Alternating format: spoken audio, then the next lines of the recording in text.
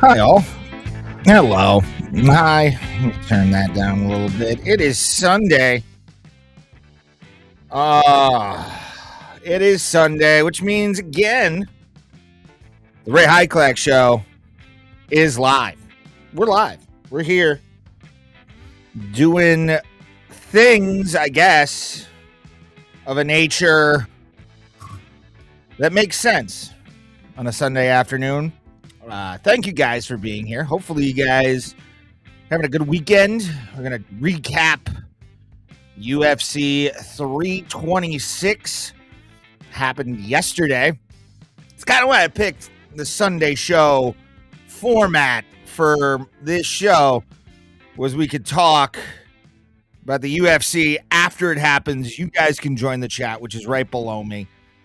We're going to talk Francis Ngannou getting released from the PFL, along with live reactions from Zuffa Boxing for main card. That's right, main card madness on a Sunday, bitches.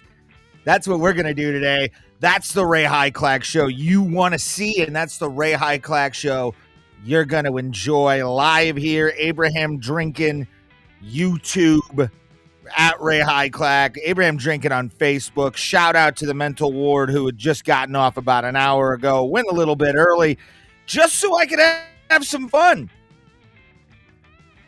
Talk about the show. You're also watching us on Twitch. You're the one. Thank you. And Rumble. We had a nice little showing last night on Rumble for Main Card Madness, UFC 326.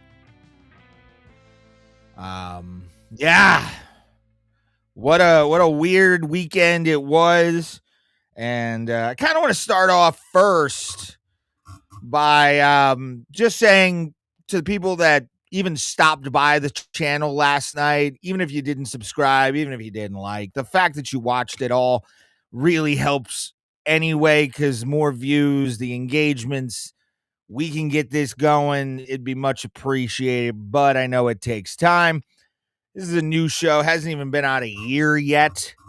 But this is why I'm doing goofy shit like this. This is why I'm doing goofy shit, to do it at 8 p.m. start time so we can make the Zuffa Boxing card the main card at 9 p.m. So we got another about 50 minutes until we'll switch over to the sports section, really, of the show, which looks like a sports presentation, I guess, but it's what it is, and it's the low budget, high quality bullshit that I like to give people. So thank you guys for being here. Make sure, again, hit the like button whatever platform you're watching this on, before, after, during. It doesn't fucking matter.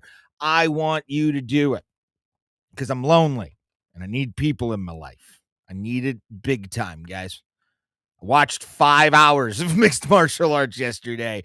I am a lonely bastard, and I admit that. I admit defeat in the loneliness department when it comes to that, but it's how life works, baby. It's how life works.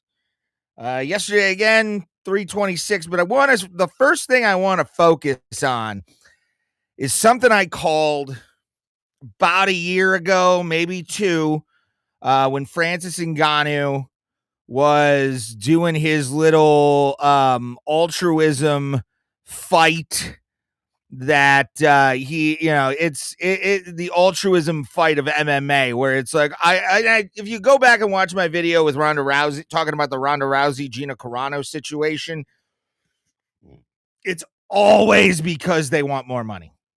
Always because they want more money, and because they're not getting it, they're all of a sudden, rising tides lift all boats.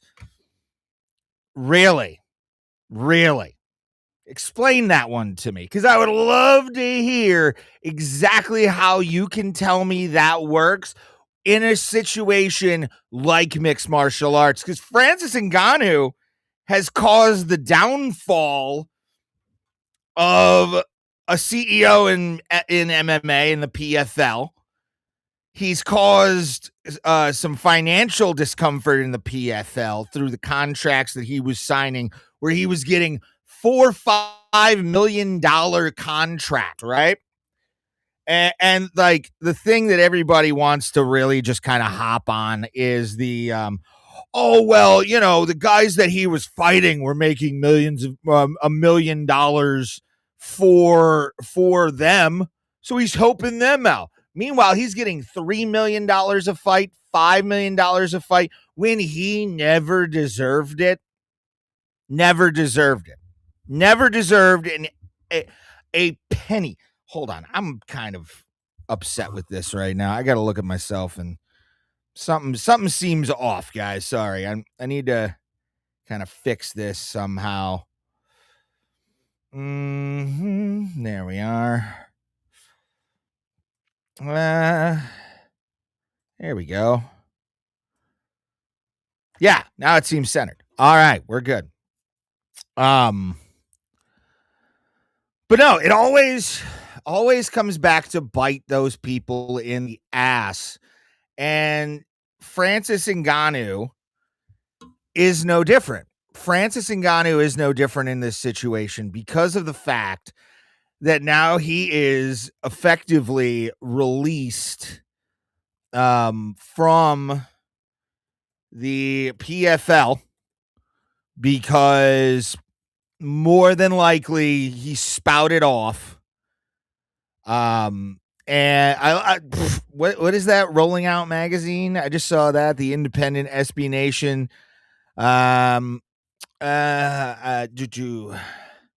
Released from PFL. The independent via Yahoo Combat Sports Veteran. Yeah, we'll go to ESPN on this one. Why is Yahoo my primary search? That's not a good thing.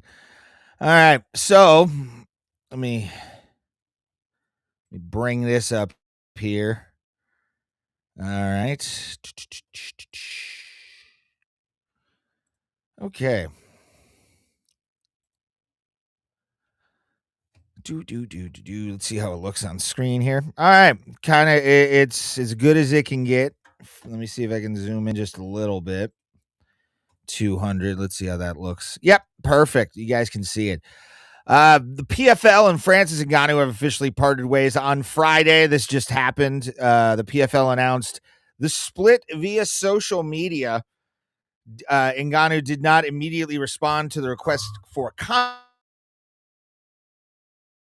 by ESPN, telling the Professional Fighters League has made the decision to part ways with Francis Ngannou. The company stated, "We have great respect for Francis as both an athlete and person." Way to cover your dick there. And we wish him success in the next chapter of his combat sports career, which won't be anything. The PFL remains focused on recruiting and signing the best athletes in the world while continuing to deliver world-class competition for fans and and the globe, around the globe. The announcement brings an end to a partnership that began 3 years ago when the PFL made a splash. It was more like just it was a firework. It was a firework in the air. Champion, or former UFC champion, to a unique deal that would allow him to box professionally and serve as chairman of its PFL Africa division. We're going to see the dissolution of that probably as well. The African division. Ngannou's signing with the PFL came after repeated failed negotiations on Francis's part with the UFC. Always got to put that in there. During which CEO Dana White claimed Ngannou turned a deal that would have made him the highest paid heavyweight in UFC history. I kind of believe it. Dana was all riding the jock strap of Francis Ngannou after he beat Stipe in the second fight.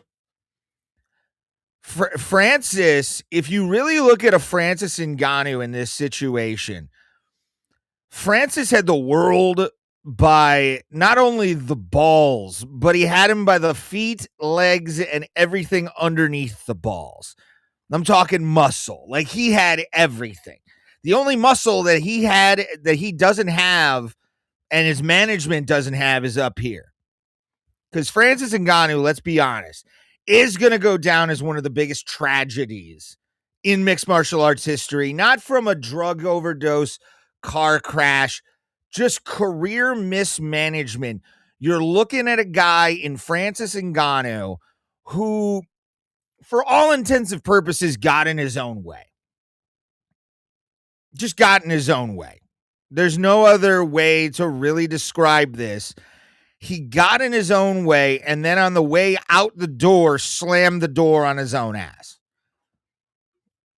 He trusted people he shouldn't have trusted, who put these cockamamie ideas in his head that he was this international superstar. And Dana kind of, has a rough angle to play with this. He was one of the people that kind of stroked this motherfucker's ego for a long, long, long time. Way too long, I think.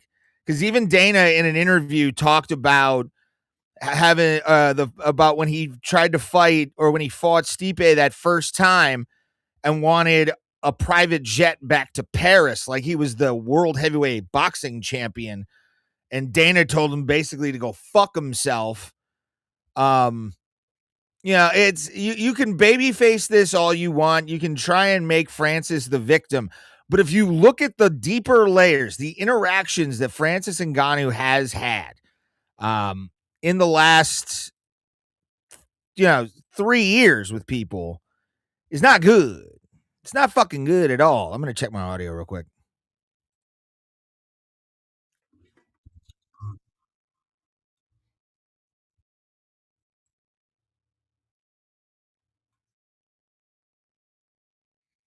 I'm pretty loud, but I'm good. Oh, sorry. I did, but again, you're looking at a guy in Francis Ngannou who, for all intents and purposes, was on a very, very big fast track to becoming the greatest African fighter of all time. One of the greatest African-born fighters of all time. I mean, he was going to be the linchpin for Dana White and Africa going into the heavyweight fight against Stipe the second time. I mean, he was going to be this guy. You could already see it in the advertising. You could see what Francis Ngannou, what meant to the UFC and how they pushed him. It was going to be this moment. And what does Francis Ngannou do? Took a shit on the floor of the office, basically. And, we're at where we're at now. And again, we're getting to a point in the story that I'm going to highlight here. Because, again, I don't see the African division of PFL to remain. I think that's going to close. Or they're going to find somebody bigger, badder than Francis. And you're going to have a whole time with it. And the PFL will rise a little bit.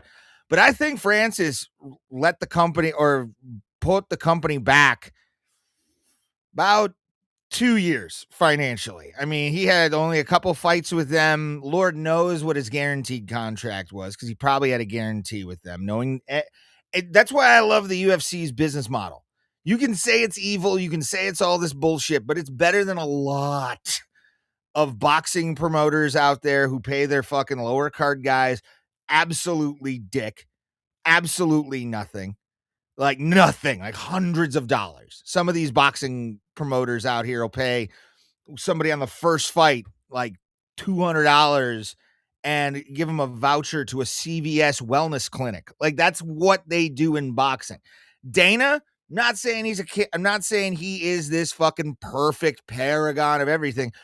But a lot of the business model of UFC is successful because he does what he does and then takes care of guys. I mean, he raised the bonus up to $100,000 this year.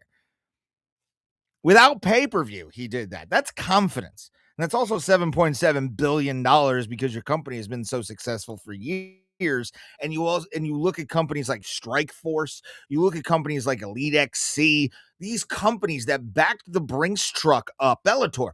back the Brinks truck up to fighters who were past their prime but still had name recognition to them, but yet just now where are they at? PFL owns Bellator. It's you have to look at like the entire thing sort of as an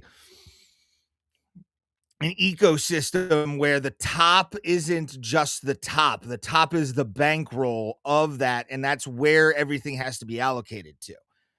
And some fighters make millions of dollars because they draw money.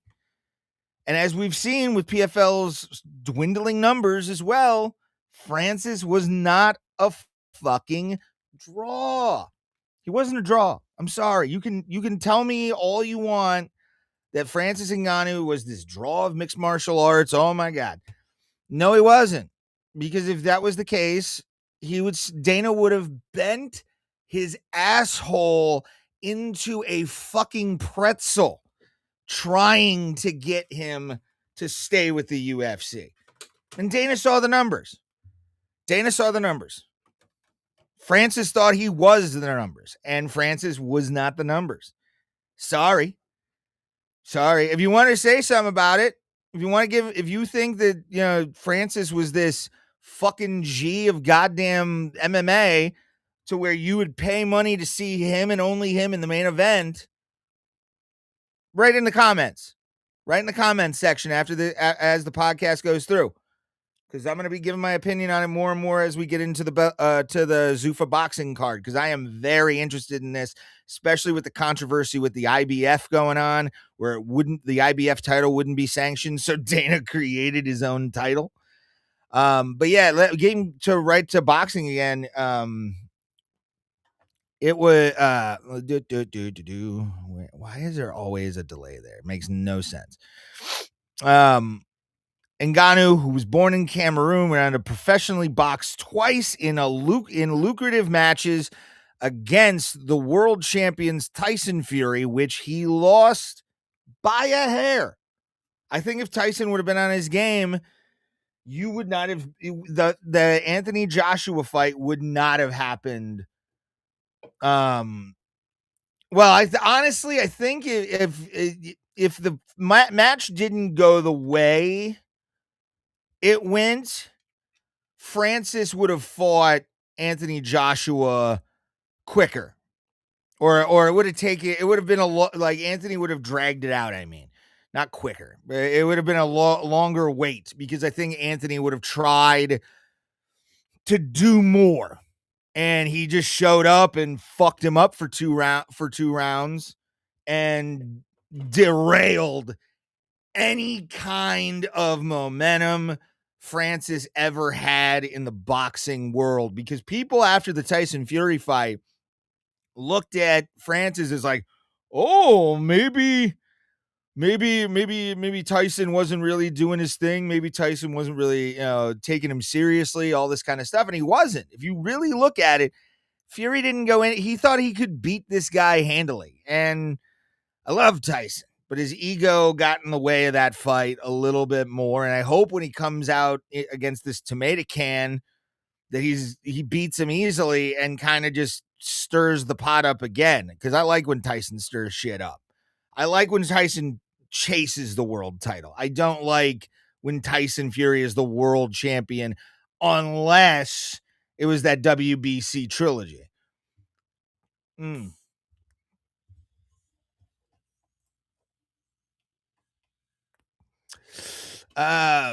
Ngannou was never strongly tied, or it was also, I mean, he got beat by the death, or he won a fight after his son's death in PFL, which was awesome.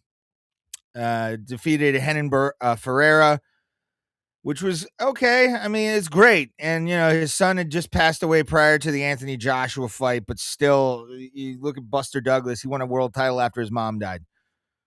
Like, it's one of those things. And Ngannou was never strongly tied to another bout with the PFL. The organization has undergone major executive changes in the past 6 months, including parting ways with longtime chairman Dan Davis and CEO Peter Murray, who were mainly behind Francis Ngannou's thing. And this, I'm going to the past 6 months, I'm going to start the past 6 months and including parting ways with longtime chairman Don Davis and Peter Murray, who were mainly behind Ngannou's signing in 2023.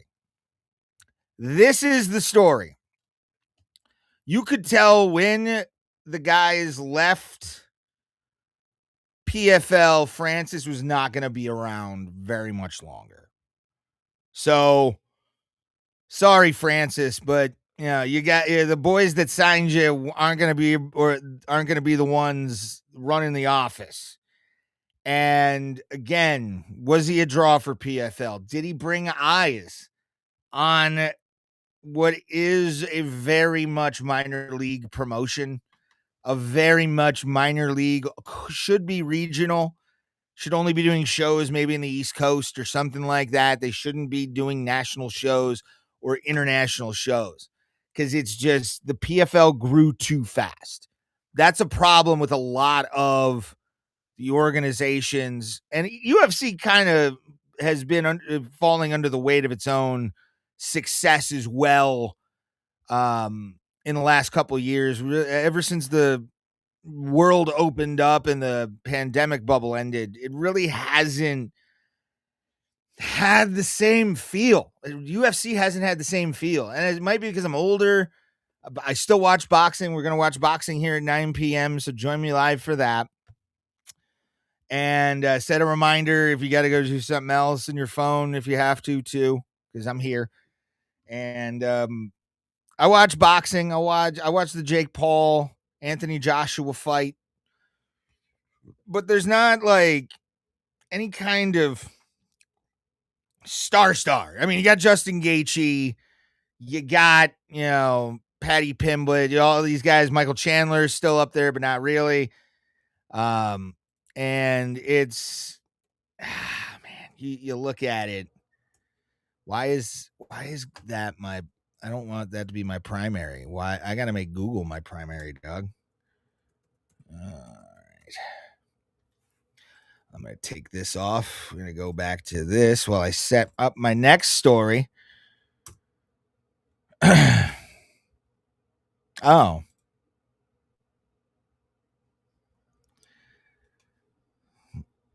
I'm confused.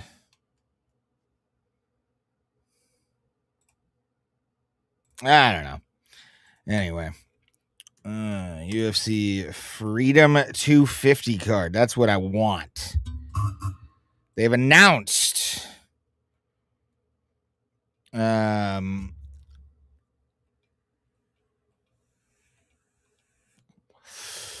announced the main card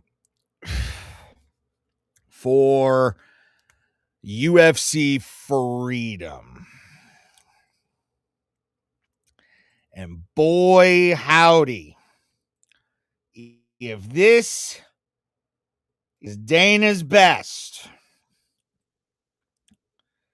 if this is Dana White's consideration for what is arguably, you could say the New Orleans cards back in the day in boxing that would get broken up by police, all these different things, all these different boxing cards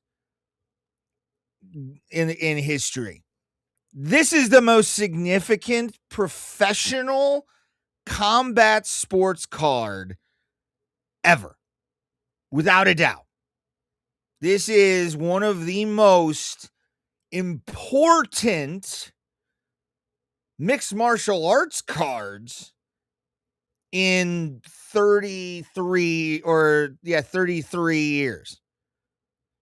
33 years of mixed martial arts. We're coming up on the 35th anniversary, 2 years away from mixed martial arts life, where it's, oh my God, we're here, we're doing it, and we're having a great time. This card, with the exception of the main event or the main and co-main event, are some of the most,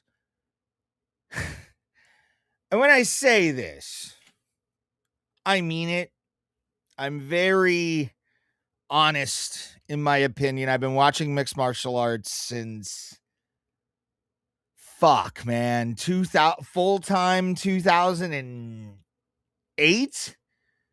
Around UFC 100 is when I started watching mixed martial arts. So I fucking have seen a lot of it. I used to play the UFC video games, played the Pride games. I'm wearing a Pride fucking shirt right now.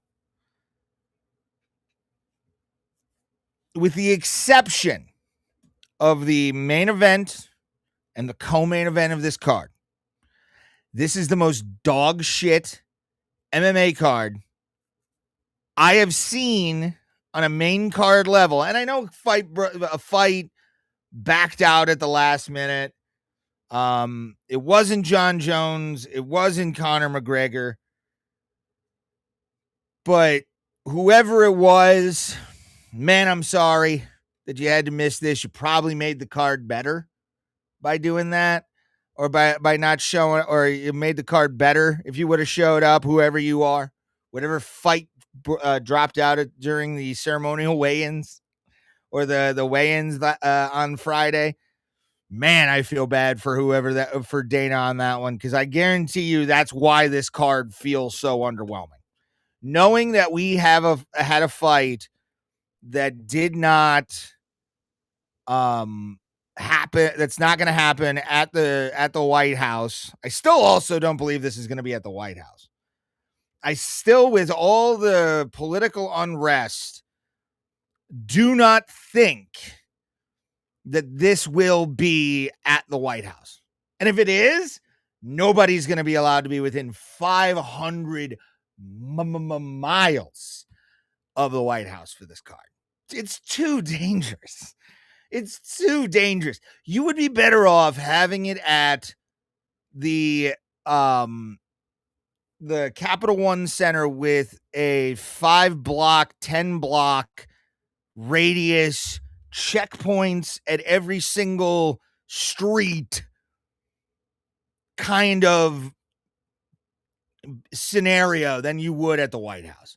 Because they're trying to get 80 or to 90,000 people to be at this. I don't believe it's going to be 80 to 90. I think it's going to be closer if we're really going to go for it. 25,000 people. This is not because again, it's too dangerous. People read the news, they see what's going on. And for people to have the delusion in their mind that this will go off, and if it does, without a hitch, it's the greatest night in mixed martial arts history. For the sport, it's the pinnacle of combat sports. The ultimate combat sport is in the symbol of Western freedom in this world, America, the United States, in the Capitol building, the most famous building in Washington D.C.'s front lawn. This is going to be at the Capital One Center. Can we all just get the delusion out of your mind that this is going to be at the South Lawn? No way. No fucking way. With the way the world is right now, are they going to allow this to be outdoors? What? With supposedly world leaders and diplomats ringside? No. I'm making the prediction right now. It is March 8th, 2026. This card goes off Trump's birthday, June 14th at 6 p.m. Supposedly at the White House lawn, South Lawn. No, it's not. And I'm not making threats. Don't take it as that. I'm making just a prediction. I am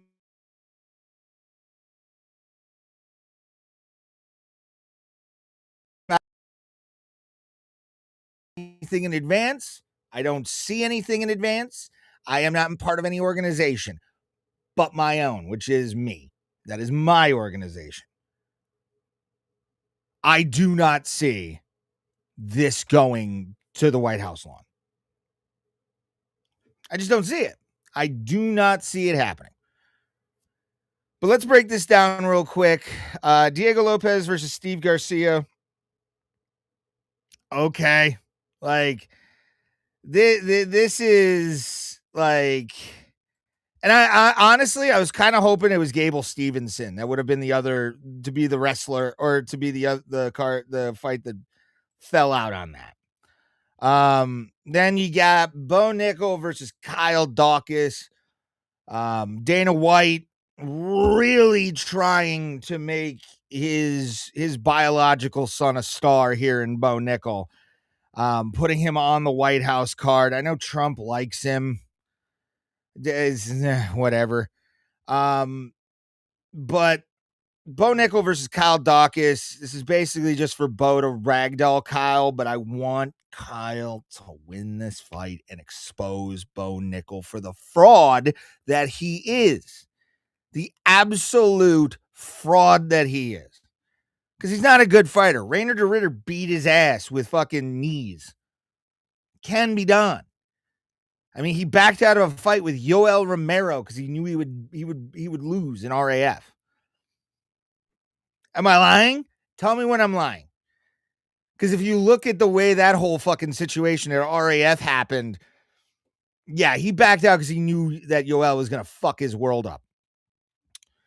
Mauricio Hufi versus Michael Chandler. This one's a cool one. This one's sort of I'm happy for Michael.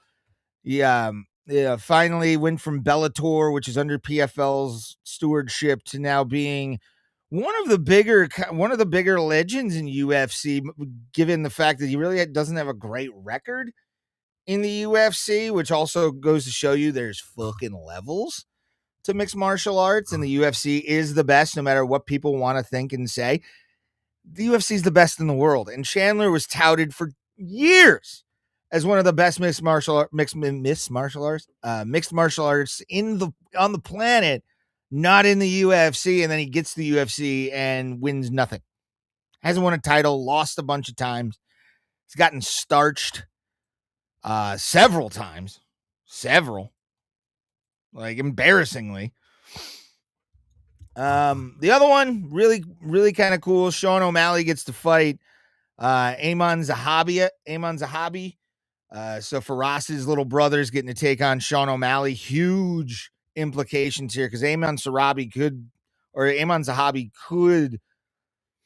write his own ticket right now if he beats Sean O'Malley. I'm not even going to make a prediction until we really get closer to the fight day on that. And then this is what kind of got me interested. Alex Pereira gave up the light heavyweight title to go up to heavyweight, fight for the interim title against perennial just punching bag Cyril Gane. This is what Cyril's like 8th title fight.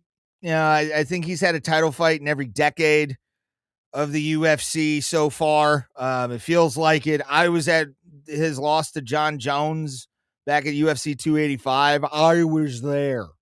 All right. You can't tell me what I saw through that Las Vegas weed haze that I was in, but I know a thing or two about a thing or two.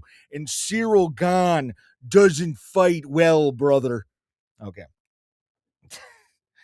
And I think both men 6'4". I can't wait to watch Alex Pereira's body mass increase to the heavyweight, because he's a big light heavyweight. And for him to be at heavyweight, having a chance to hold 3 titles in one division, which has never happened in the UFC. It'll be a cool little, exclamation point, and really cements him as the greatest fighter in UFC history, if that's the case. I mean, he could surpass John Jones as the greatest fighter in UFC history with a win on, at the South Lawn of the White House / the Capital One Center in Washington, D.C. So yeah, should be fun and interesting to see that. Then obviously after beating Paddy Pimblett. Ilia Topuria is back out of his, or Justin Gaethje gets to take on Ilia Topuria coming off of a nice little legal battle. So we get that little, this little fight for the lightweight belt. Hopefully the fight does stay through. I do want Justin to be the one that dethrones Topuria, and then maybe Paddy comes back and gets his revenge plus the belt. That'd be fun. That would be amazing. But who knows? Who knows, guys? But that's your card. Again, I do not see this card going off as planned. I don't see this happening as planned. I see it happening, but indoors at the Capital One Center. I don't see it happening at the White House lawn. If it happens, good for them, bro. Good for fucking them, man. Because it's something that should be admired. Because I mean, combat sports has always been sort of, it's looked down upon. People, how do you watch this violent crap, all this stuff? I watch it with my eyes open and full of marijuana. It's a great fucking time. And for this to be happening in my country in, a way that nobody ever thought this would happen. Nobody's had boxing at the White House. Teddy Roosevelt boxed. That's about the only boxing that America ever had at the White House. And I'm kind of surprised about that. Because especially in like the 20s and the 30s when pro boxing was, at a big zenith in American culture, when you were having guys like John L. Sullivan and Jack Johnson and all these guys who were, American prize fighters and international prize fighters, the fact that the White House, when it was more publicly open before people decided to go all haywire and tell the president how they really felt. I'm surprised that we never got a boxing match on the White House lawn ever. Like this is, or even like wrestling. I'm talking like Greco-Roman.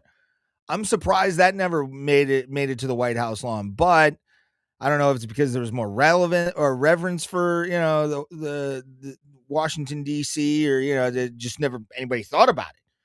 That's kind of an interesting to think about. Like, what would happen if you went back in time and told, like, Theodore Roosevelt, like, hey, have a thing like have bleachers for 15,000 people at the White House and promote a boxing card. Show off how badass American boxers are. Just a thought. All right. Let's go back. Let's go to the event that happened this past weekend. Got about 20 minutes until I switch over to Zuffa. I watched the Zuffa Boxing card live on this channel. Top of the hour, I'll play the main card madness stinger, and then we'll dive right in. But I want to talk about Holloway versus Oliveira 2. Definitely a different ending than the beginning, than the way they fought the first time. Charles, or I wanted to say Alex Oliveira, but it's not.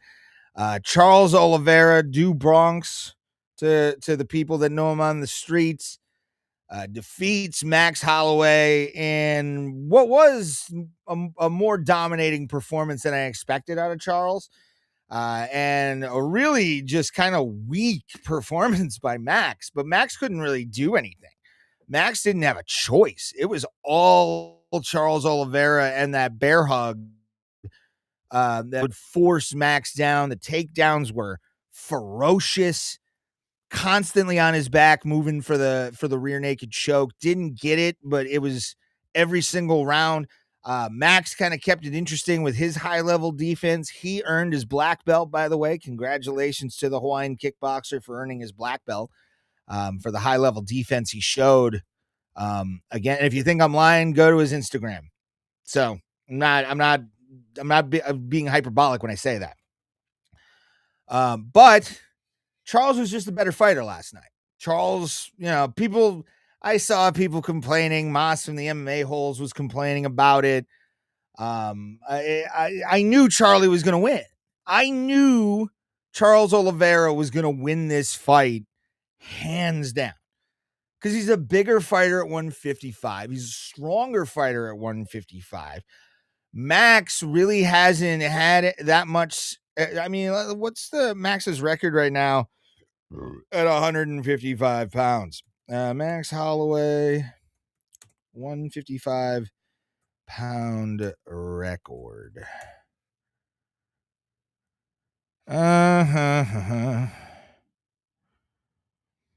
Okay, he's beaten Dustin Poirier by unanimous decision. He beat Justin Gaethje at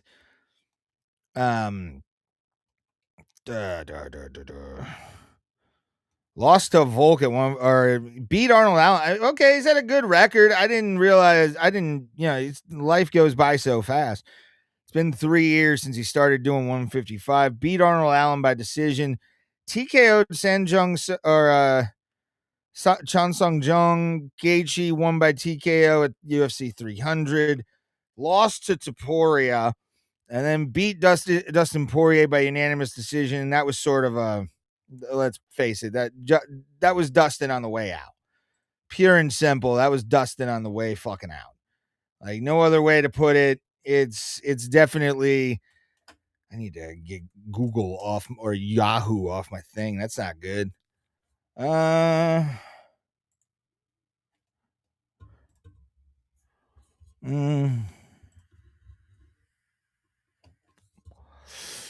right. But yeah, I mean, to me, I knew Charles was just gonna fucking do what he did. I did I want a bloody war like UFC 300? Sure. But we didn't get it. And I'm cool with Charles Oliveira being the BMF. It's setting him up probably for whoever wins at the White House. That's going to be your next fight, Topuria or Gaethje versus Oliveira. And Charlie looks like he wants a fucking title shot, which good for him. They were talking about how he was like a guy that was giving up and really didn't do anything. And then I remember watching him win at UFC 210. Yeah, UFC 210.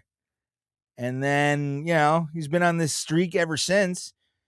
And he's had some faults. A lot of professional fighters do, but it's what it is. But Charlie Olives wins. I knew he would.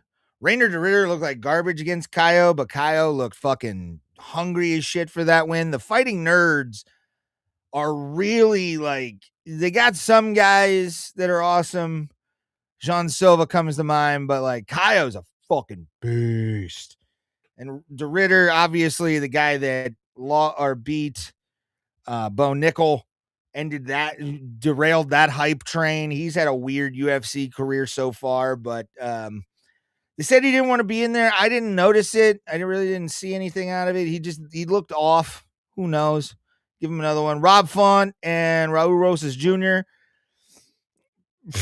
Chee-wee-wee, baby. That's all you can say. It's Chee-wee-wee. He's the fucking man. I loved it. It was great times. Great fight. Another technical thing went the distance. Raul won. Do they put the cards up here? Do they put like the judges' scorecards? No, not here. I gotta have those. Michael Johnson. Anybody check Michael Johnson's body for a soul after Drew Dober took it from him? Sweet God, dude. I honestly, I did not expect that, and I was shit talking it during the live stream. And as it happened, Dober made me eat my fucking words and stole the goddamn Soul Shang Sun style from Michael Johnson. And wow, dude, that was awesome. It was a lot of the first two fights of this card were fucking mind-blowing. I didn't watch the early prelim. I was out working, or I was out running some errands, but I did catch the early the prelims as well. I did that. If you want to go back and check that, I think I did a related video on this. I'm not quite sure, but go give it a try. Watch it. Watch what you want to watch. I tried to get timestamps, but Google told me to go fuck myself. So I don't know what that means. All right. Gregory Rodriguez opened UFC 326's card against Bruno Ferreira and dropped him hard. The Brazilian beat his countryman hard. One punch, it was out. 147 of the very first round. And yeah, RoboCop's a scary motherfucker. And for the nerds out there, if you were ever wondering who would win between RoboCop and the Hulk, we found at least a real world assumption, but I don't think it's accurate just quite yet. But yeah, Gregory Rodriguez he's a great guy, a powerful fighter. Punches like a motherfucker. We've seen him send people into the shadow realm a lot. So wasn't any surprise. I thought this was at least going to be a 2-rounder. It turned out to be one. My big one before we even do anything. You know what? I'm just going to run down the rest of what I saw. Cody Durden lost to a guy who, just kept beating the shit out of him after the bell. This Turman Dembrell, this Mongolian piece of shit just kept fucking being dirty the entire fight. He won, but he was just a dirty douchebag. Alberto Mess got a submission victory over Ricky Tercios. Tercios went out because of a Darce choke in the second round. And he went out like his head hit the mat pretty hard. And I you're concerned for him and you want him to be, as well as he can be. But Alberto Montes and the Venezuelan lost his striking coach to an unaliving attempt, which I'm going to tell you, as he said, never hold that in. Talk to somebody, priest, rabbi, therapist, person on the street. You pay $100 just to listen to you for 5 minutes. Tell somebody. Tell them what's going on in your life, because I've dealt with mental illness. People I've worked with in the entertainment space have always been kind of mentally ill, but in the best ways, the sickest human beings, but a lot of them do attempt, and it's never something that you'd like to hear. So Alberto Montes gets the victory for his striking coach and with the thing. And then Cody Brundage loses to Dante Johnson in a meh fight. But this one, and then we'll get over to Zuffa Boxing, because it's kind of important. It's the reason people are coming in and out of this stream.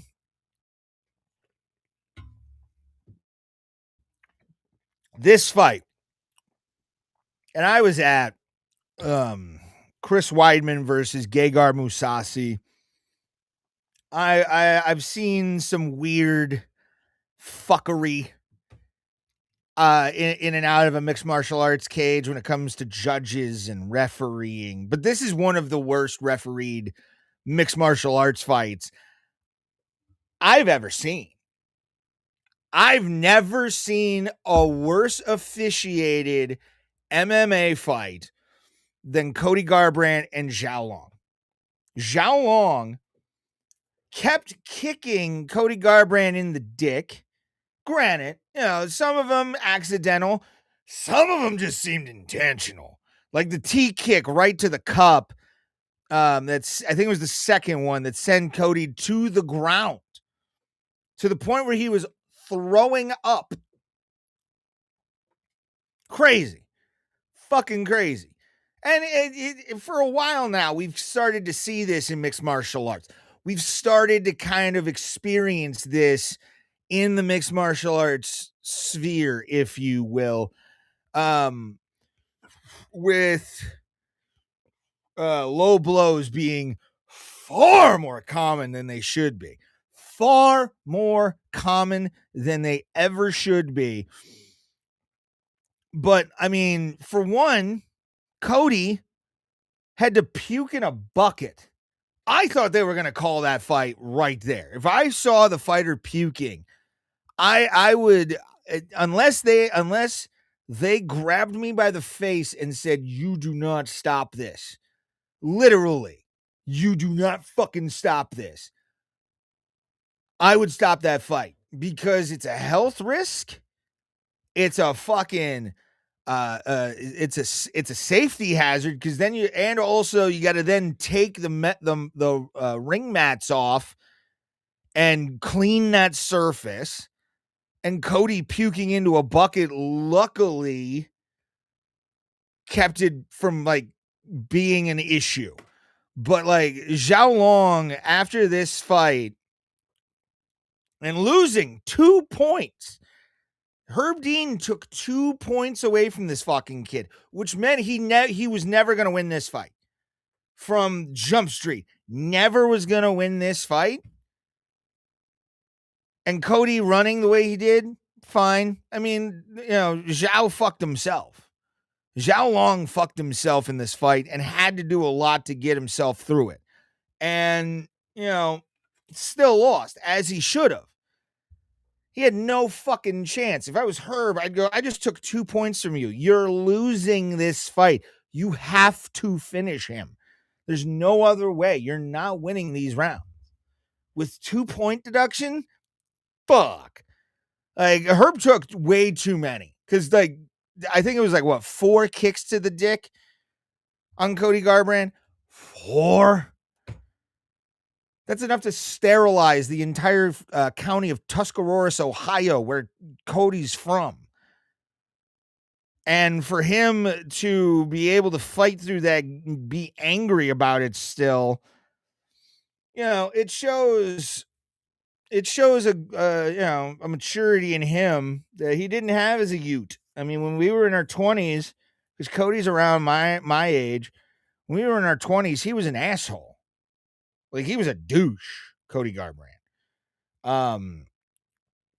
But I think he's been humbled a lot, through some big losses and some career tribulations. And, hopefully he takes this fucking thing, ices his package, his balls don't fall off, and we're good to go. That's what I want from him, man. That's exactly, I want success for Cody. I don't hate Cody anymore as a fighter. I like Cody.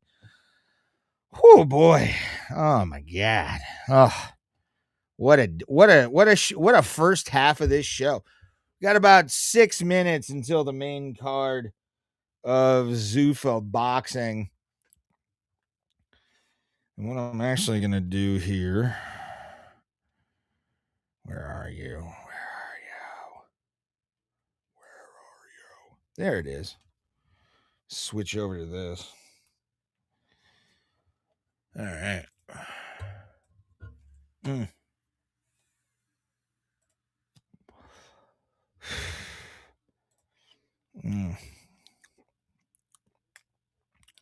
See if I can find ESPN is doing Zuffa Boxing. I think they do the UFC. That's weird.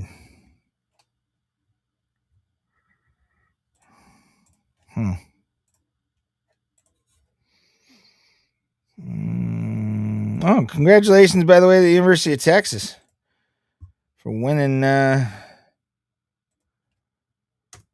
SEC tournament.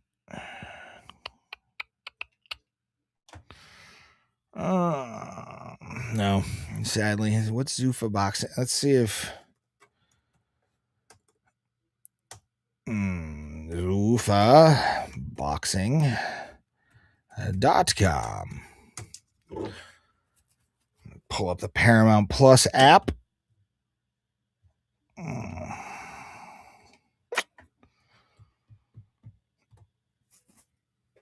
Add my headphones. Thank you guys for watching, by the way. To the people that are, you're awesome. I don't expect people to watch this whenever I'm doing anything. Actually, should rearrange some of this crud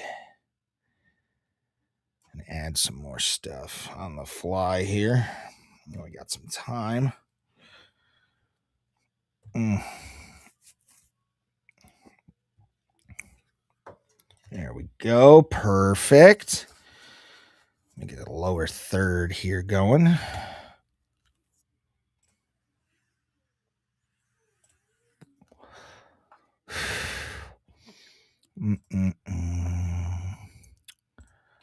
No clock, please.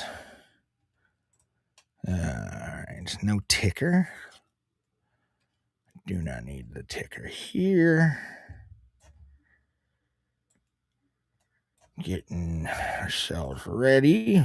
Logo. Don't need a logo there. Sports, not sports. Elegant gold. There we are.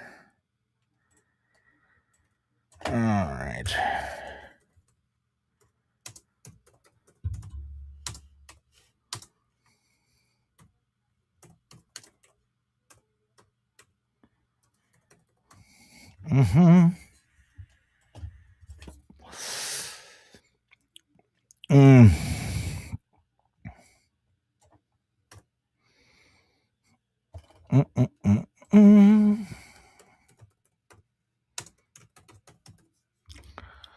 There we are. Zuffa Boxing 4.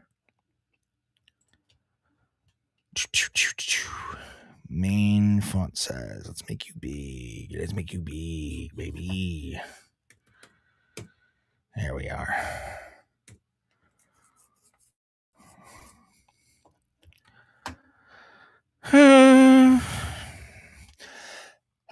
Oh my God. Scrolling text. This is on the fly, bitches. I do this by myself. What up, dog? All right. Not what I wanted. Transparency all the way down. Talk amongst yourselves while I'm getting everything ready for Zuffa Boxing. All right.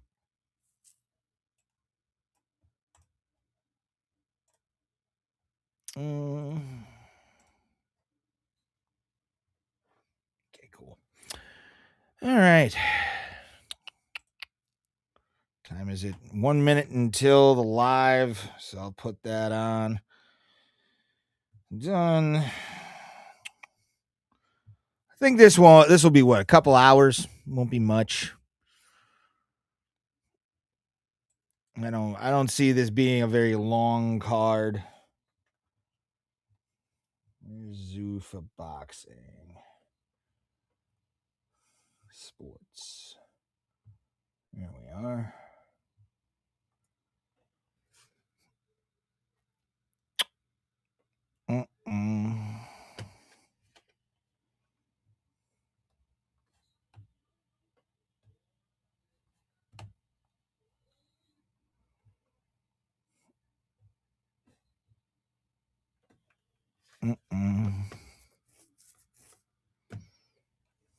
Oh, we got a fight going on. Round 9. Panin versus Bunch.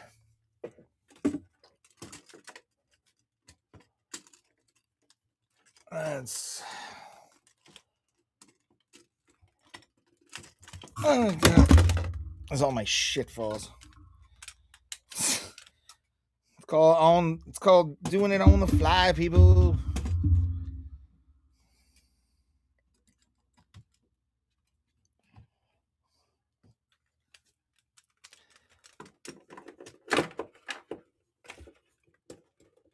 All right. Max Kellerman on call. Fuck yeah, man. Love Max Kellerman. Always been a fan of his. Joe Tessitore? Hell yeah. All right.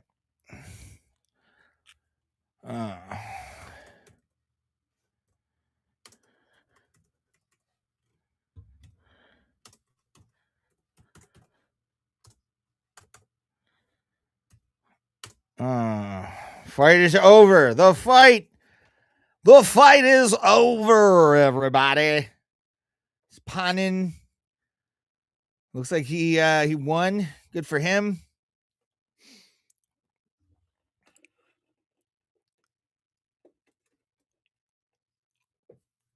All right.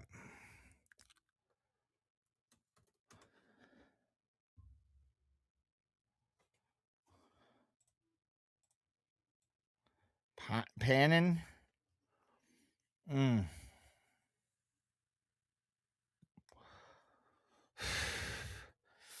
Very cool. Very cool. Very cool. Thank you guys for watching, joining me live for Zuffa Boxing on Paramount Plus. I feel like I should do this part because it is the top of the hour.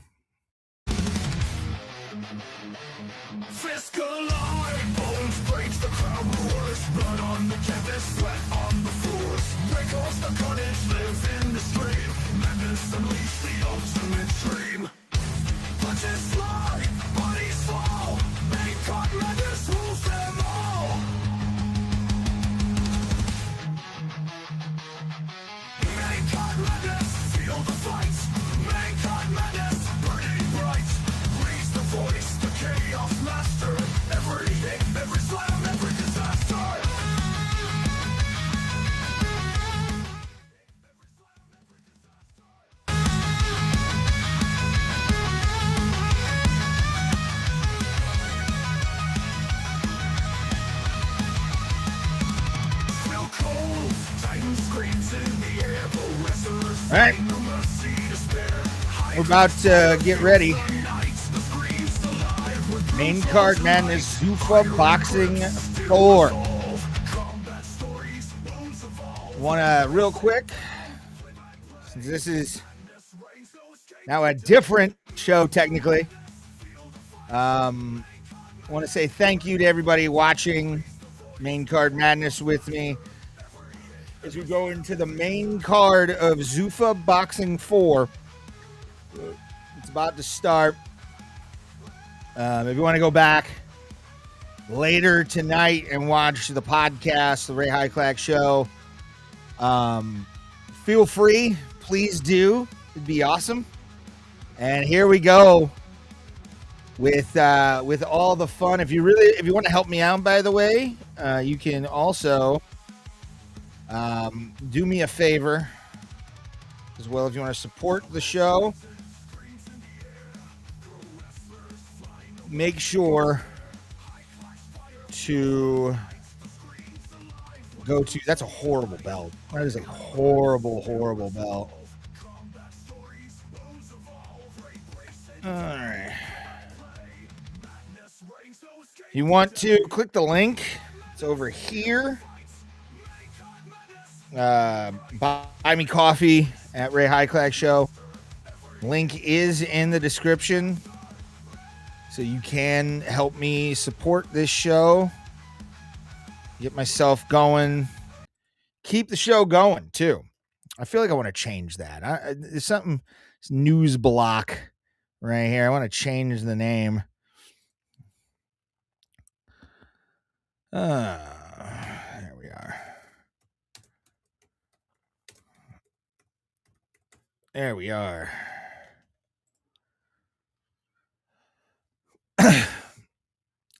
Yeah. Jai Opetaia is in your main event. And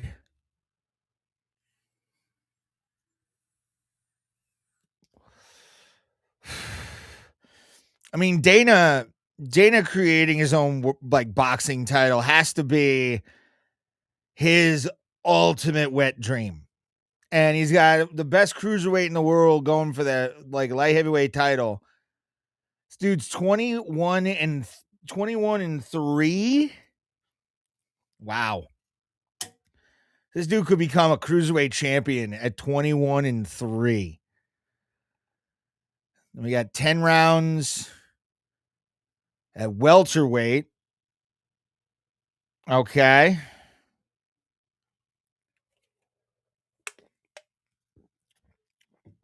Two undefeated fighters. I'm very excited. This will be cool.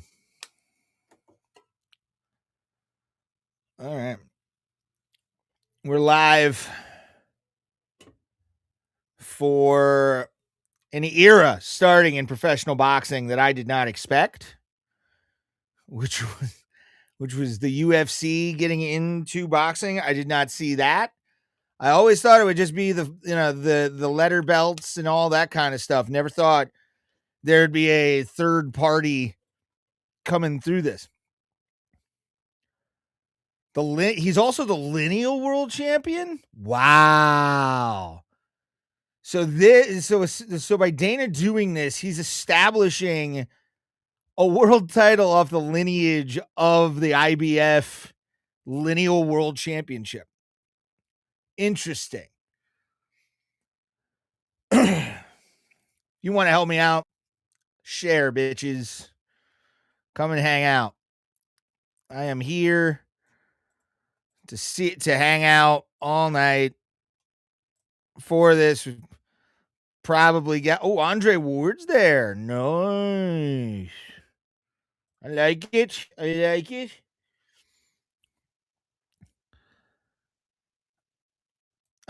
Yeah. I'm excited to see this kid. He's undefeated. He's the lineal cruiserweight champion. And the fact that Dana even put this together is, I mean, this is going to be an interesting night. It really is.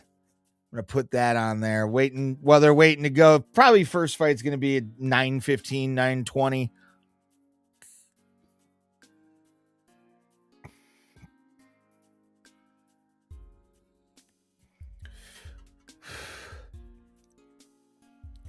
Yeah.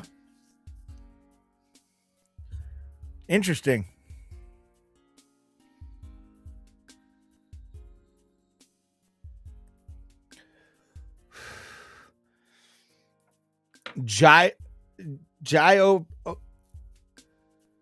Opetaia. What if we see Opetaia take on Alexander Usyk and they get it sanctioned, and Dana has to have Usyk, if he wins, as the Zuffa cruiserweight champion? It's crazy. At least the lineal champion. I mean, I don't think I've ever watched it. I don't think I've ever seen this. I don't think I've ever, in my lifetime, witnessed the establishment of a new organization's world title off the back of the establishment, which I'm for. I'm for this, dude. I am absolutely for all of it, because it's fun to have, new organizations pop up. It's always fun to kind of see where things can go, and it's quite nice.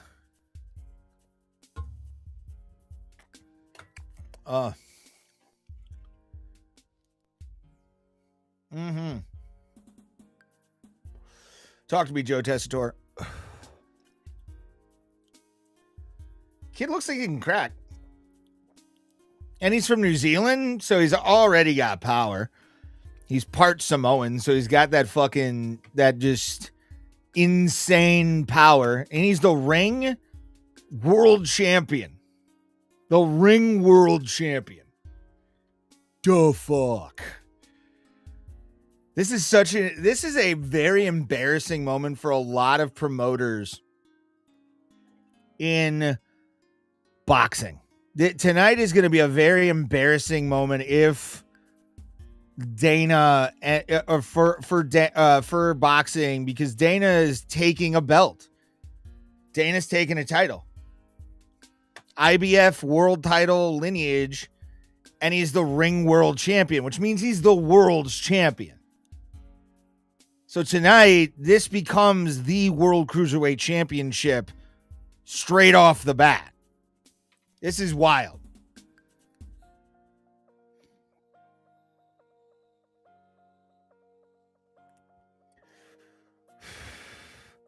He's got some swelling on his cheeks. Oh, he's Australian. Okay. New Zealand, Australian, same fucking language. Fucked up English. If anybody watches Laser Beam, you know what I'm talking about. So this'll be a wild time to witness the, like, what's the word I'm looking for? Culmination of, I mean, Dana White's boxing career. He gets to make a world championship. Something boxing promoters all over the world have always wanted, and he's finally getting it tonight. So I'm pumped to see how this whole thing kind of ties out.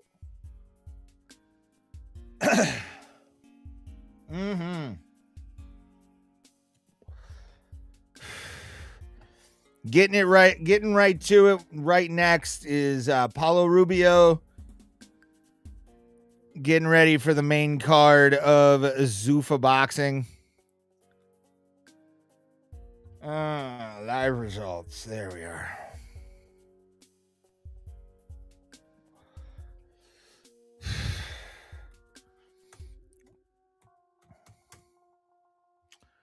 Very, very. I haven't watched boxing on this stream yet, I don't think. Palma versus Rubio. Zuffa Boxing main card coming up here on Paramount Plus. Good boxing. Something's going to make me feel better about the $120 I fucking I pay for the advertising, at least, as I get Zuffa Boxing out of it. So, you never know. You never know. Shit could go right, but I got a 2 here. Check out my analytics. See how many of you fuckers have watched. Content. Live.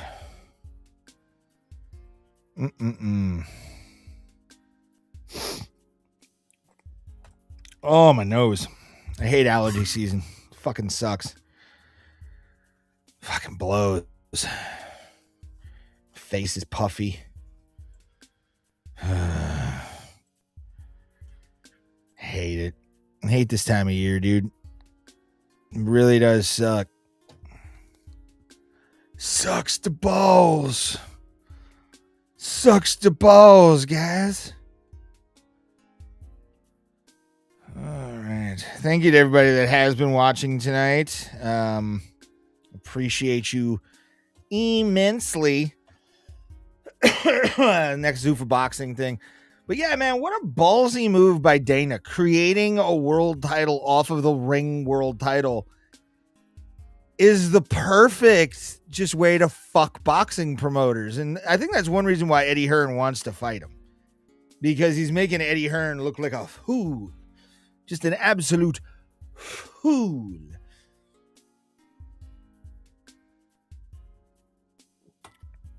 All right.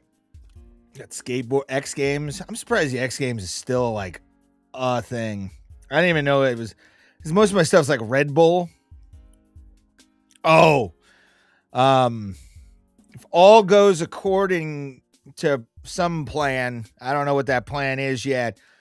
There's going to be some more content coming to my Facebook or my YouTube and Abraham Drinkin's Facebook channel. And it'll be a crashed ice content. I'm looking to get into crashed ice, the downhill skating, slalom racing kind of thing. So it'll definitely be fun to give crashed ice a try. I mean, it'll probably be my last athletic thing I do, but ice racing, like crashed ice, I really want to give it a try. But Paulo Rubio and Palma are coming in. currently, if you don't know what Main Card Madness is, by the way, and you're just joining me and you have no fucking clue what this whole thing is, I don't put the video up. I can't do that. Otherwise, I lose a fuck ton of revenue. And I am not in that business. I am in the business of making views, not being shadow banned, not being copywritten. And I like, having my channel. So what I do is I do live commentary. If you want to, join the chat's right over here. Like, you can't miss it. It's right there.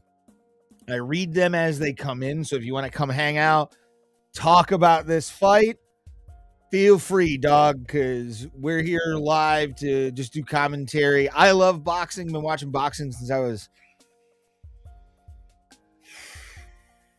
10, I want to say. Joe Tessitore was the voice of a lot of our childhoods, the voice of a lot of boxing fans' childhoods in video game form or any other way that you can possibly watch boxing. ESPN, he was on there for a very, very long time. Now he's on Paramount Plus. Pablo Rubio making his way to the Zuffa Boxing ring. Is this 10 rounds? I think this is going to be 10 rounds.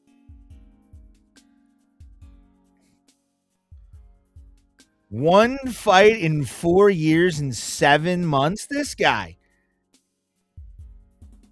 Oh. Wow. It's 8-rounder. Okay, thank God. 16 minutes. We get in and out. Love it.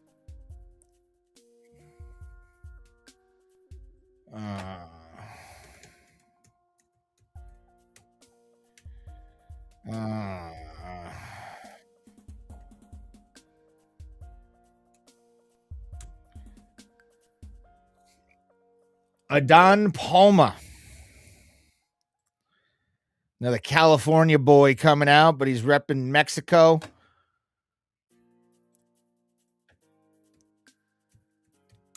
I like the fact we got Tessitore and we got Max Kellerman. I've always been a big fan of Max Kellerman's stuff on like Showtime when he was on HBO. This is going to be a fun fight. This is going to, because one guy's 4 years, the other guy's fought in the last year. So let's see how this goes. We're going to go to Joe Martinez. Oh, God. Come on.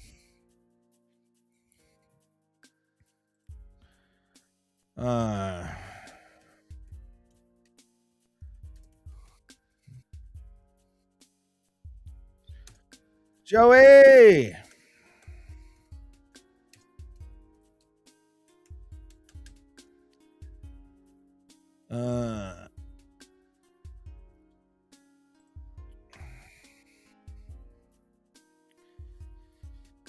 All righty. We got both men in the ring waiting for the bell to start. You know what I didn't do? Man. I didn't do that. Oh, well, we'll just add a clock. Where is it? Where is it? I should have a stop countdown timer.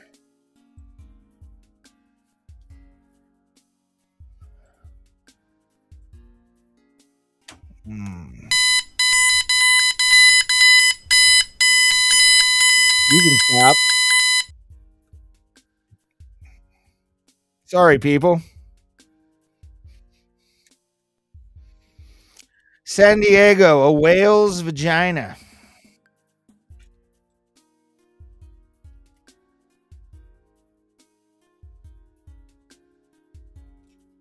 All right. Chris Flores, your referee. We're in round number 1 of an 8-round contest. Palma versus Pablo. Both men show respect as they go to their corners.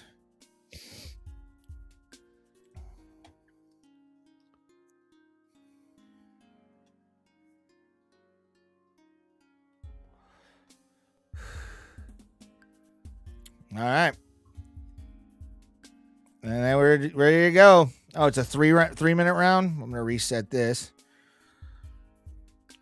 And then once it gets down to 2 minutes, jabs by Rubio in white, Palma in black. Zuffa Boxing main card live reaction to the fights. Rubio aggressive out of the gate. 8 rounds, 24 minutes of action. Palma jabs to the body. Both men now starting to open up is Palma. Rubio does a 2-punch combination that does not land. Another 2-punch combination by Palma does not land, followed up by another one that does not land. Both men exchanging in the center of the ring. Rubio backing up Palma. Palma trying to block the onslaught from Rubio as Rubio goes at it again, going after Palma. Palma backing up, doing some fancy footwork as Palma. Jab out to kind of scare Rubio there. Rubio gives one back. Rubio's jabbing out to find his distance currently. I feel like I should have this more here. That way I can look at it, but all right. 2-punch combination and some rabbit punches. And Palma swings out. Now he is in control. And Rubio trying to duck out of the way, and Rubio's fighting back to get out of the corner he is in. And Palma giving some hard body shots. Big shot by Rubio off the top of the head of Palma. Both men are now fighting. They grip. Referee separates them, and we continue. 55 seconds left on the clock. We're getting a warning of holding as both men break. 46 seconds left in the very first round. Uppercut combination by Rubio stops Palma. Palma comes over with a big right hand. They're getting after it good. 30 seconds left on the clock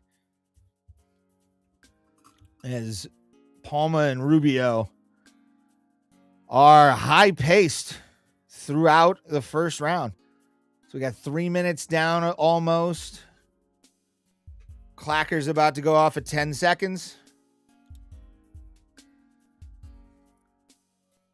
And Rubio and Palma opening up this Zuffa Boxing card with some fun speed.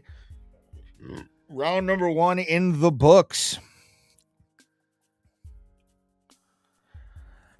Jason James, I do not have a Discord yet. I haven't set that up. Or no, actually, yeah, it's at Ray Hyclak. If you want to join there, Jason, feel free to. I don't really do much on Twitch. Join me on YouTube. Follow me on YouTube. And thank you for being here. You're an actual person.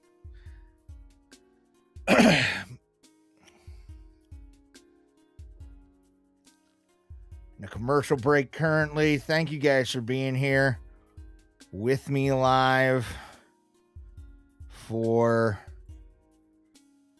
Zuffa Boxing. I gotta check something actually with this. Do we? All right. Gotta check something. Whoop. Start of the very second round. I'm gonna send a test alert here. Oh, hey, sorry. I don't know if I ever told you, but I was infested with bed bugs when I moved in. All right.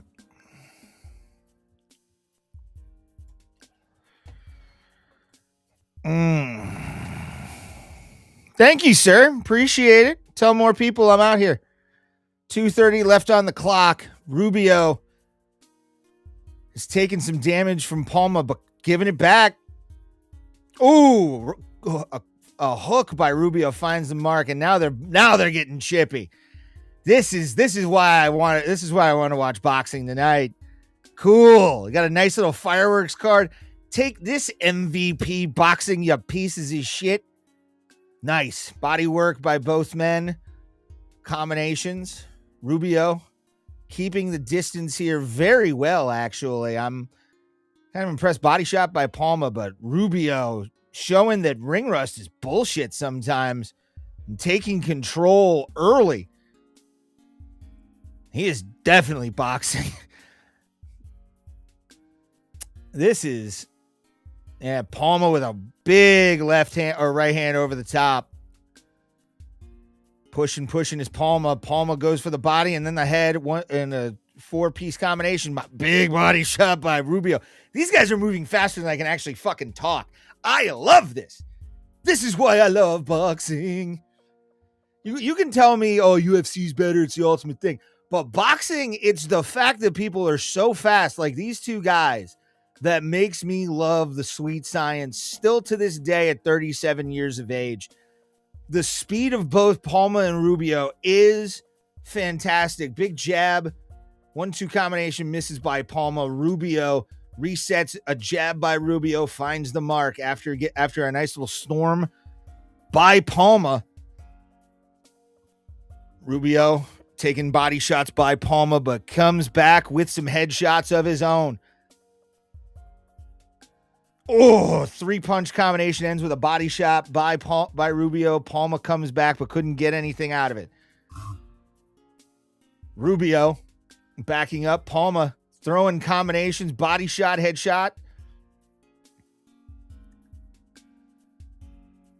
Both men now calming down in the later parts of round number 2. 15 seconds left on the clock. I am off on the clock. I am sorry about that, but I'm trying my best to give you guys commentary. Thank you all for being here. I do this Saturdays on for UFC numbered events as well. So if you want to come to my channel for live commentary on UFC, I'm going to start doing Zuffa Boxing because this looks fun. Main card madness. If you're wondering what that is, literally is what it means. I only do the main card except for numbered events at UFC shows, because of the fact that a lot of the times UFC shows, you can do the prelims, you can have fun with that, but at this fucking commercial, this MMA 101 pick less or more thing that they're showing on Paramount Plus, fuck you, man. This seems gross. Ugh. Never bet against confidence. Sleeper. That's what grosses me out. All right. What's my phone at right now? 54. Good. Well, love boxing. Always been a boxing fan, so we're going to start doing Zuffa Boxing since it's included on the Paramount Plus package. Round number 3 of a possible 8. Palma coming out a little bit hot. Rubio is still in control here. I'm going to change the fucking font size on this. Where's the font? Not what I wanted. Where's the font? Comment size of the comment. There we are. I want you guys to be seen. on this channel. Especially if you're on Twitch, you're a G. Big body hook by Palma, and Palma is looking for blood now. He just knocked Rubio down with a thudding hook. Rubio went down hard. Rubio wants to stay in this fight. He's standing tall. He knows he has to box and has to weather the storm of Palma because Palma came in. Palma takes a shot from Rubio. Wow. That settled Palma down hard. Palma again hooks to the head of Rubio, but Rubio standing tall, knowing he took the best shot of Palma so far in this fight. 4 years off, and he gets dropped to his knees for a fucking 10 for a 10 count and answers the count. I love it. Rubio showing hard under adversity with 1:15 left on the clock. Uppercut by Palma and a straight right hand drops Rubio again.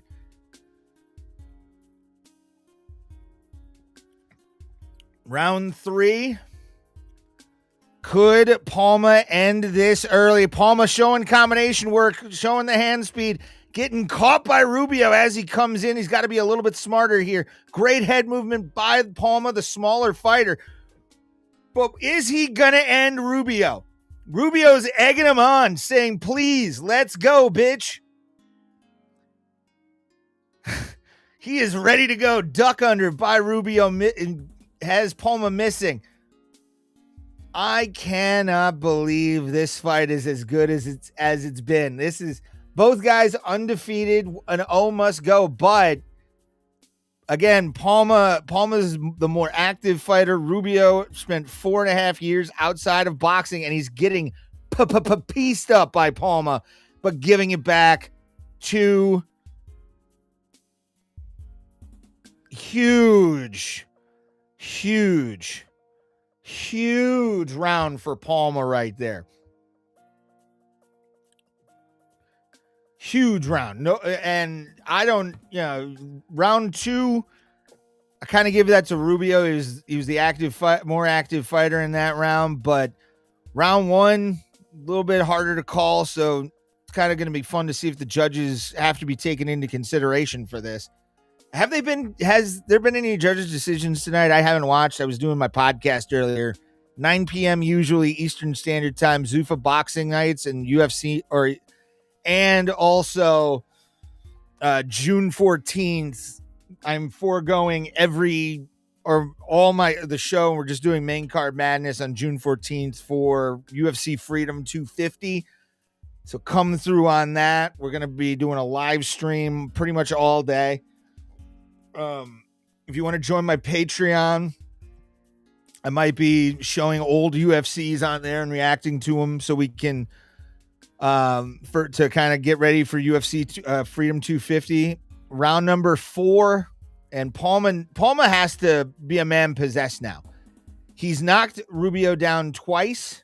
Like, that needs to be more aggressive. I do see him controlling this. Palma has been the aggressive fighter for the last probably round and a half.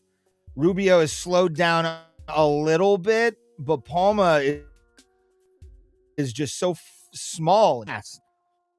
And he's got pieced right there.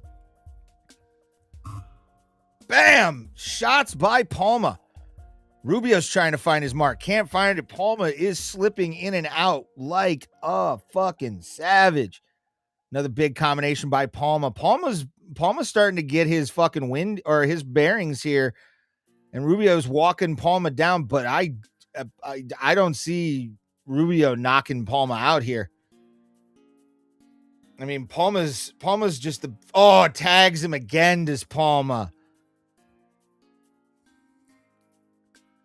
This Rubio kid's a tough motherfucker. I've never seen this dude fight in my life, but Rubio, I've got a lot of respect for him getting knocked down twice and then taking it on the chin the way he has, which means probably Palma is fading.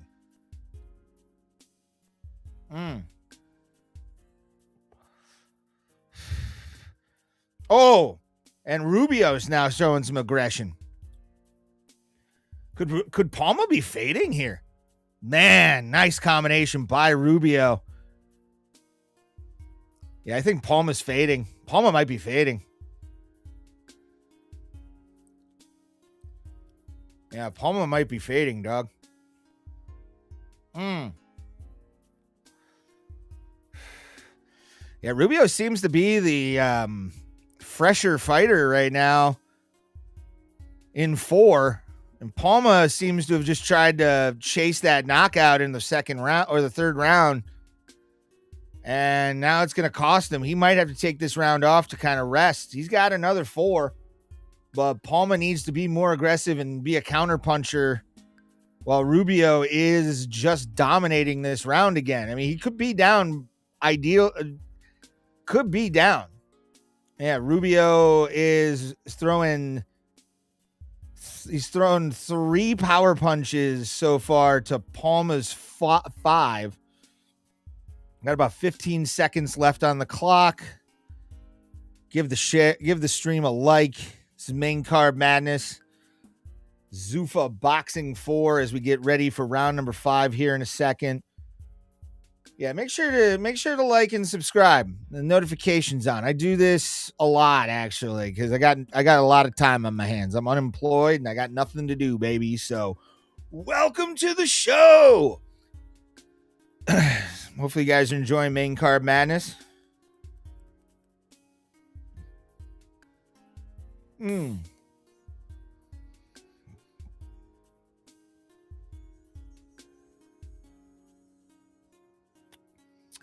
Woo!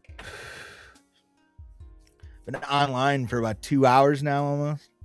First hour was the Ray Hyclak Show. If you're not familiar with what that is, that's what this is right up here.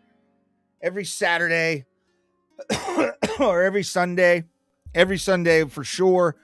9 p.m. Eastern Standard Time, unless there's a Zuffa Boxing or some other kind of event going on.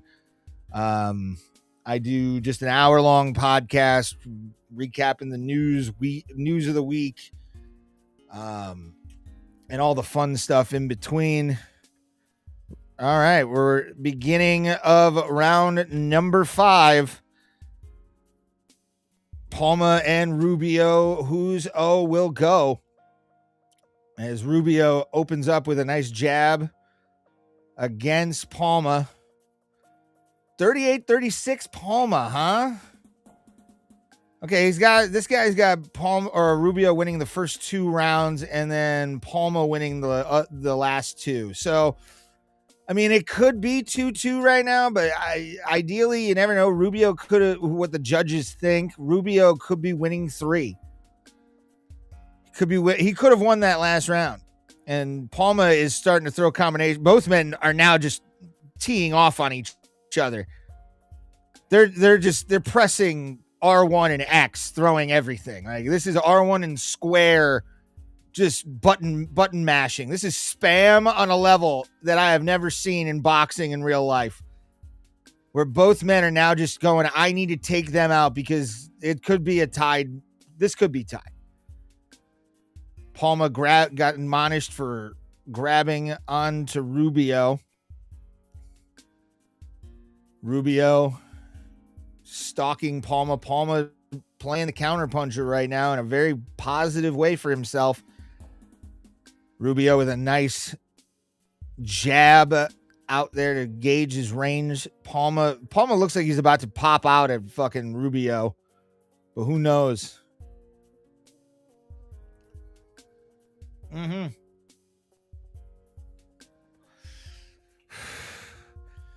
mean, Rubio looks to me probably up 3-1 as he tags Palma again. Palma looks like he is fading fast, like his will to fight Rubio after knocking him down twice has kind of weathered him and wore him down, because Palma isn't as aggressive as he was.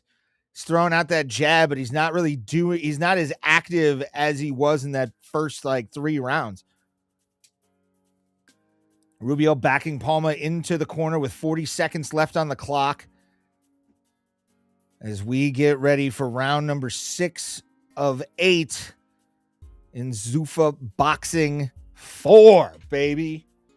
Dana White's big night. The night the boxing world changes forever as the ring recognizes Zuffa Boxing as the world's championship, because the Zuffa Boxing ring champion, or the ring champion, is fighting for the belt, and Palma tags Rubio. What a great way to end that round. What a great way to end that round. Palma showed some signs of life there by snapping the head of Rubio back, but I still now it's tied, or now it could be 3-2. Actually, if I'm doing my math, I'm high, so don't. My math is always wrong. I'm a product of the American educational system, and yeah, man, this is gonna be this is good. Tonight's an interesting night for boxing fans because a lot of us, I don't think, have ever had an established world title in our lifetimes. When was the last alpha bet belt to be established in boxing?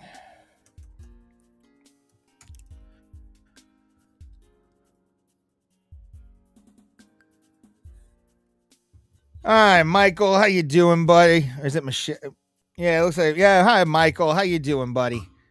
You enjoying Zuffa Boxing so far? I like this opening match a lot. Palma's trying to get those points back, but I honestly have Rubio up 3-2 here in the 6th round. 2 more rounds. Palma gets him going.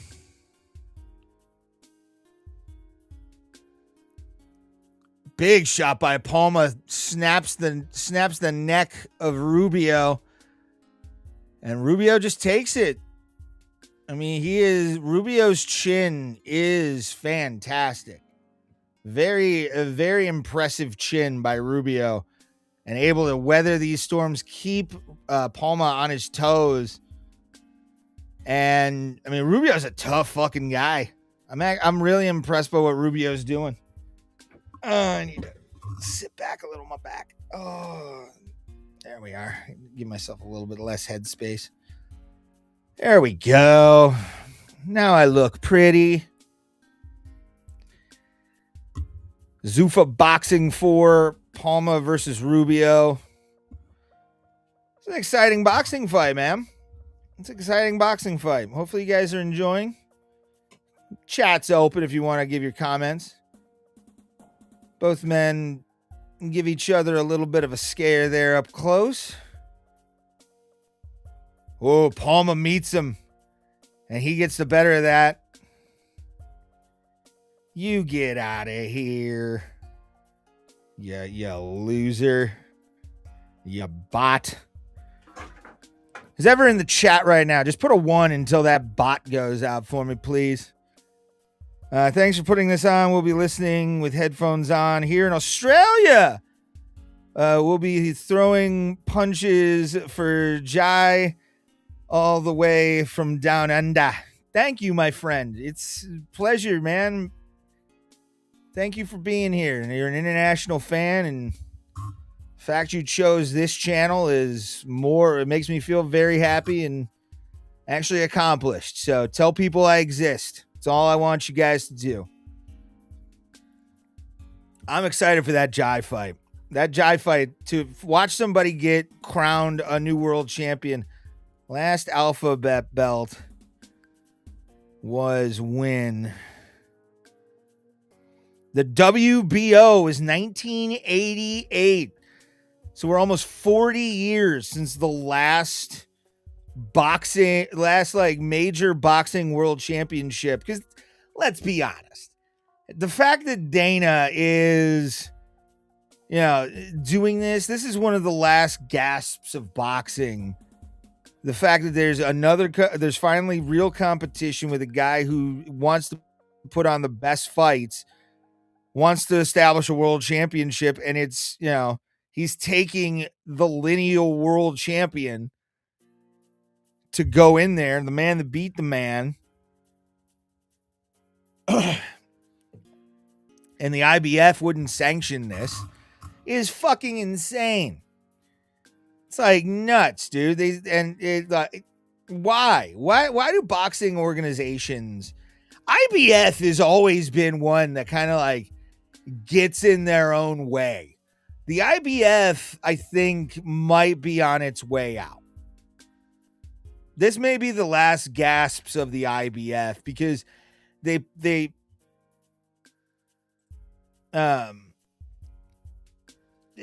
don't deserve sanctioning the IBF because they stripped, I think it was they stripped Terrence Crawford. Both men now just exchanging in the middle of the ring. Round 7, headlock by Rubio, gets a separation by the referee. Rubio is showing more life here. He's looking very sturdy on his feet. Not really, expending a lot of energy. I think Palma's gas tank is a little bit sus. Both men in the clinch right now. Body shots by Rubio. They release, and Rubio does a 3-punch combination. Both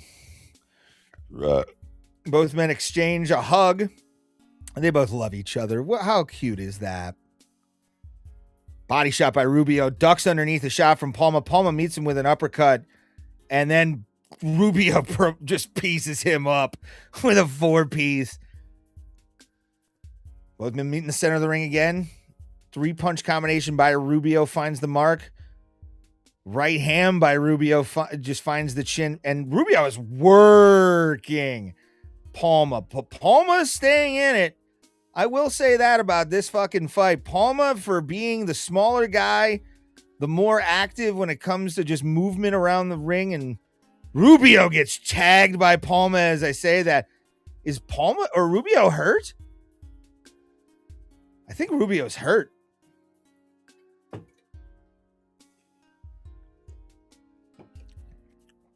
Both men holding each other again, trying to get their wind. 55 seconds left on the clock. As both men exchange body shots. Palma and Rubio again break. Both men duck under. A duck under by Rubio. Allow Palma to miss, but Palma catches him in the corner as Rubio is backing up. It's trying, dude. Palma's trying to get those points back with with under 25 seconds left on the clock.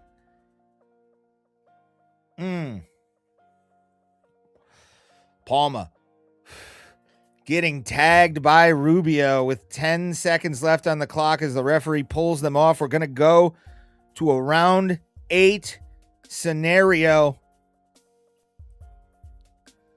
as both guys go to their corners. It's going to be fun to see what the judges think of this. If this goes to this commercial break just made everything kind of crash. What was that? That's why. Ooh, that's rough. That's rough, dog. What is that? What is that? What are those? What do you guys got so far? I kind of lost track, but we got both guys right here. Corner. Rubio's corner doesn't think he has this. Palma's corner doesn't think he has this. Palma thinks he has to get a finish, so Rubio might be up in their mind. And he's been out.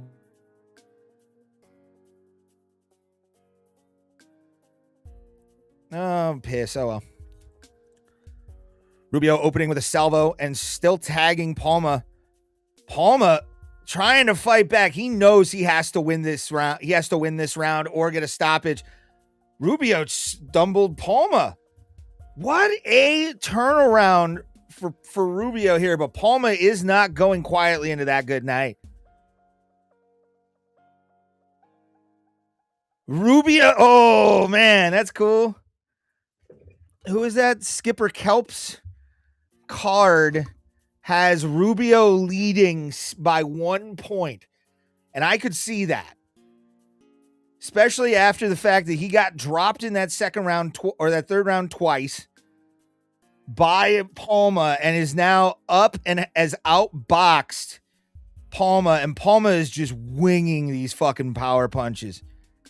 He is trying his damnedest to make this fucking to win this fight, but I do not see that happening in the slightest, man. I do not see that happening. Big shot by Palma, but I think with 1:38, we're not really going to get anything out of this except for Rubio with the win.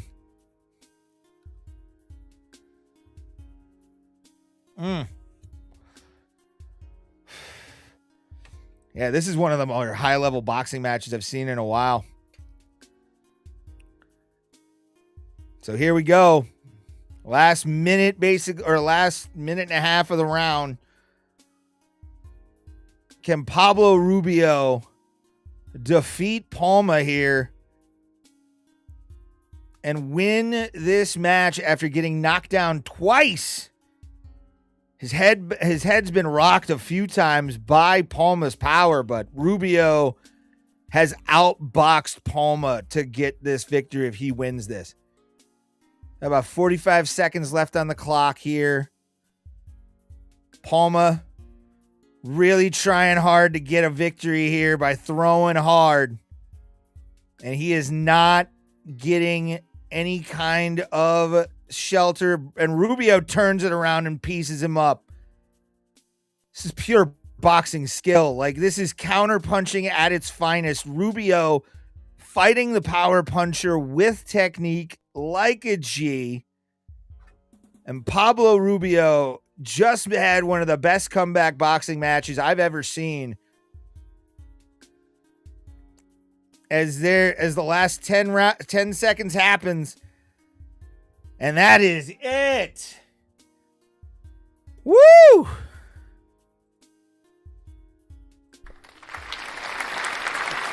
Hot damn.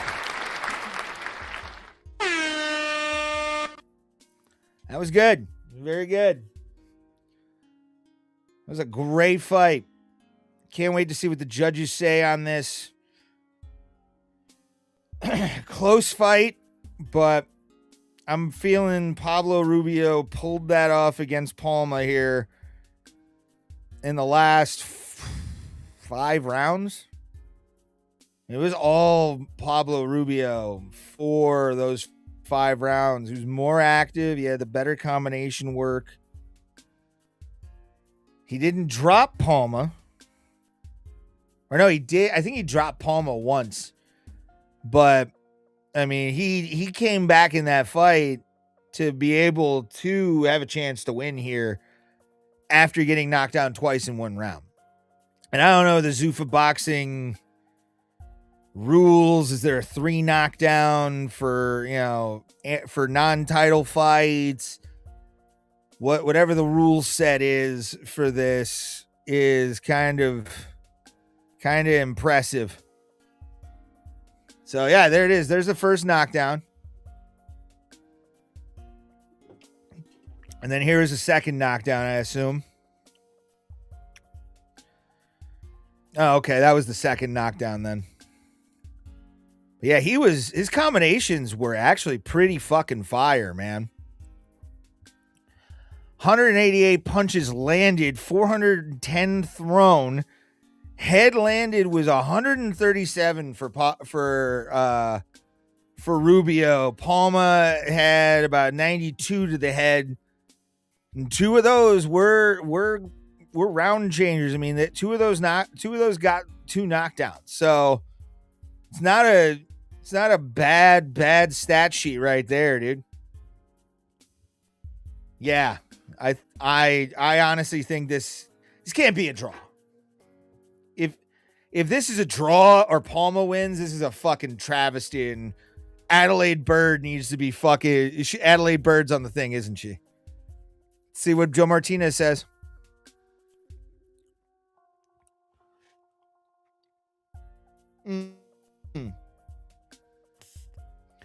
Adelaide Bird is there.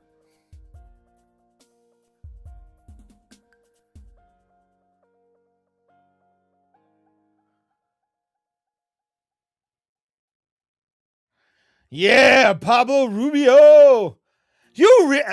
Palma thought Adan Palma just thought he won.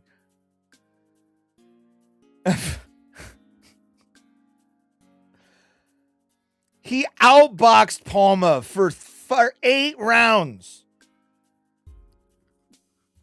He outboxed him for 5 rounds.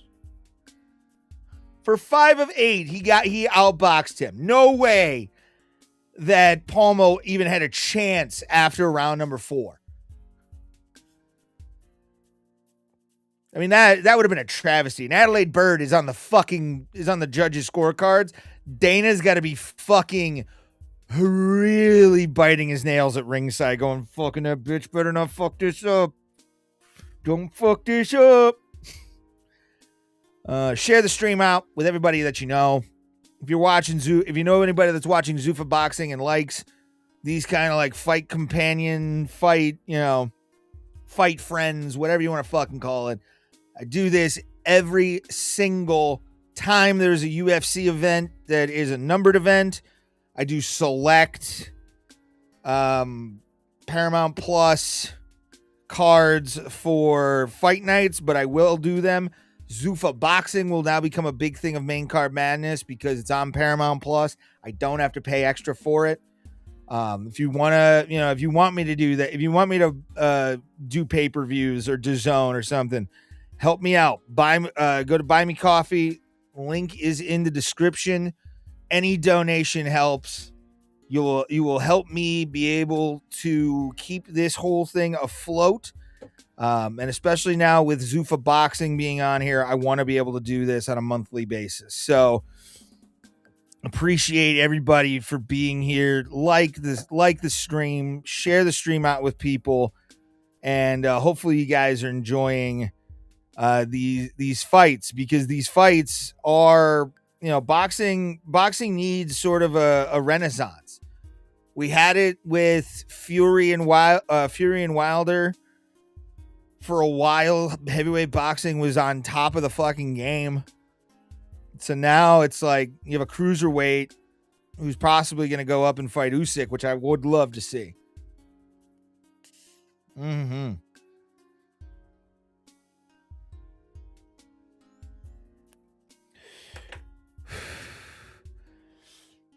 Oh, excuse me.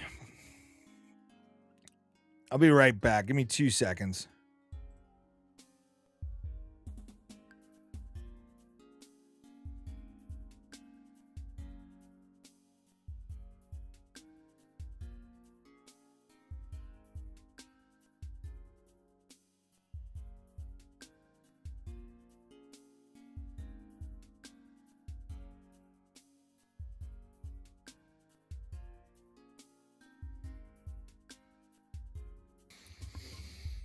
I'm sorry, I had to eat something. I was losing my fucking mind.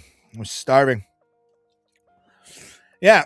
How anybody would think that Adan Palma won that fight after the 3rd round doesn't understand boxing. Doesn't understand boxing in the slightest.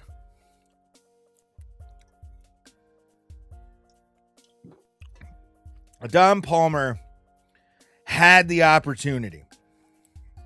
Had a chance. And next thing you know,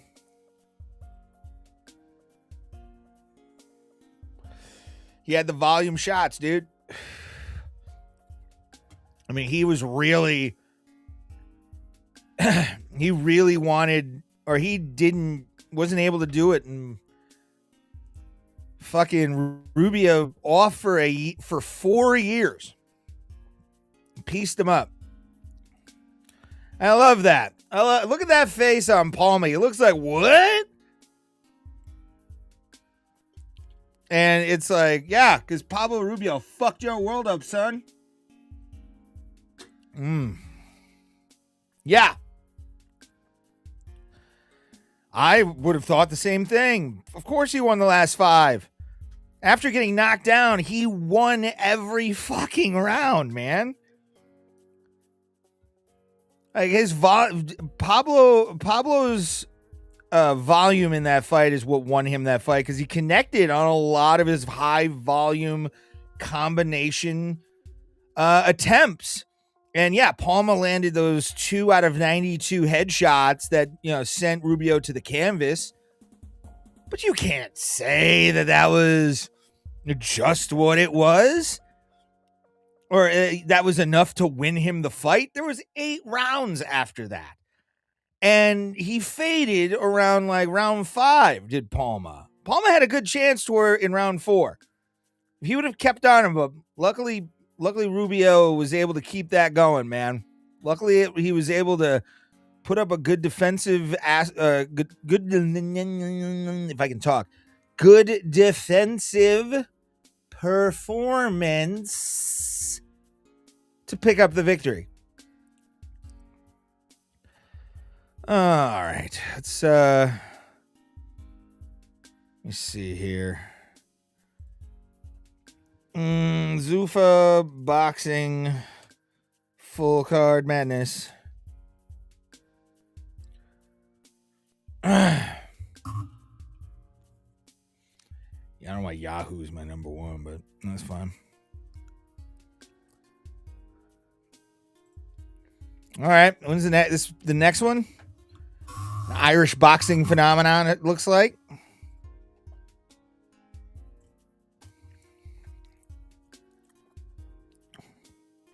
We're announcing Zuffa 5, I think. So I'll tell you when. We'll be live next.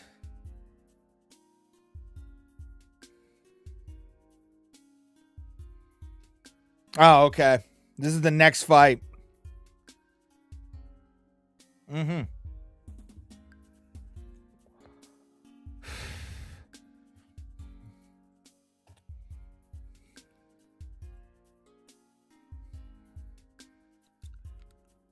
So yeah, 35 years ago was the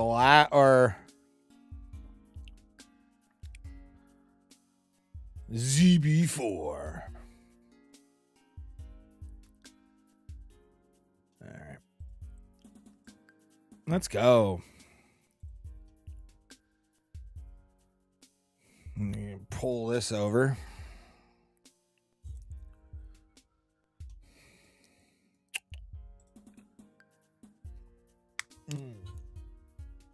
Okay. All right.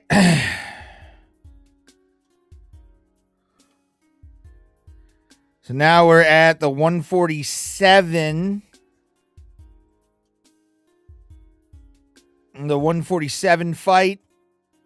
Ricardo Salas versus Jesus Saracho.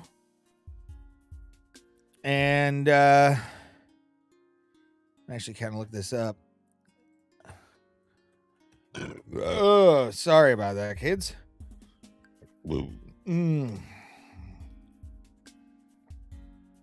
Boxing weight class. This is welterweight. Okay, this is a welterweight bout. 22-2-2 versus 16-2-2. So 6 fights of experience more for Salas. Let me see here. Oh God, this dude's got one leg bigger than the other. This dude was born with one leg bigger than the other.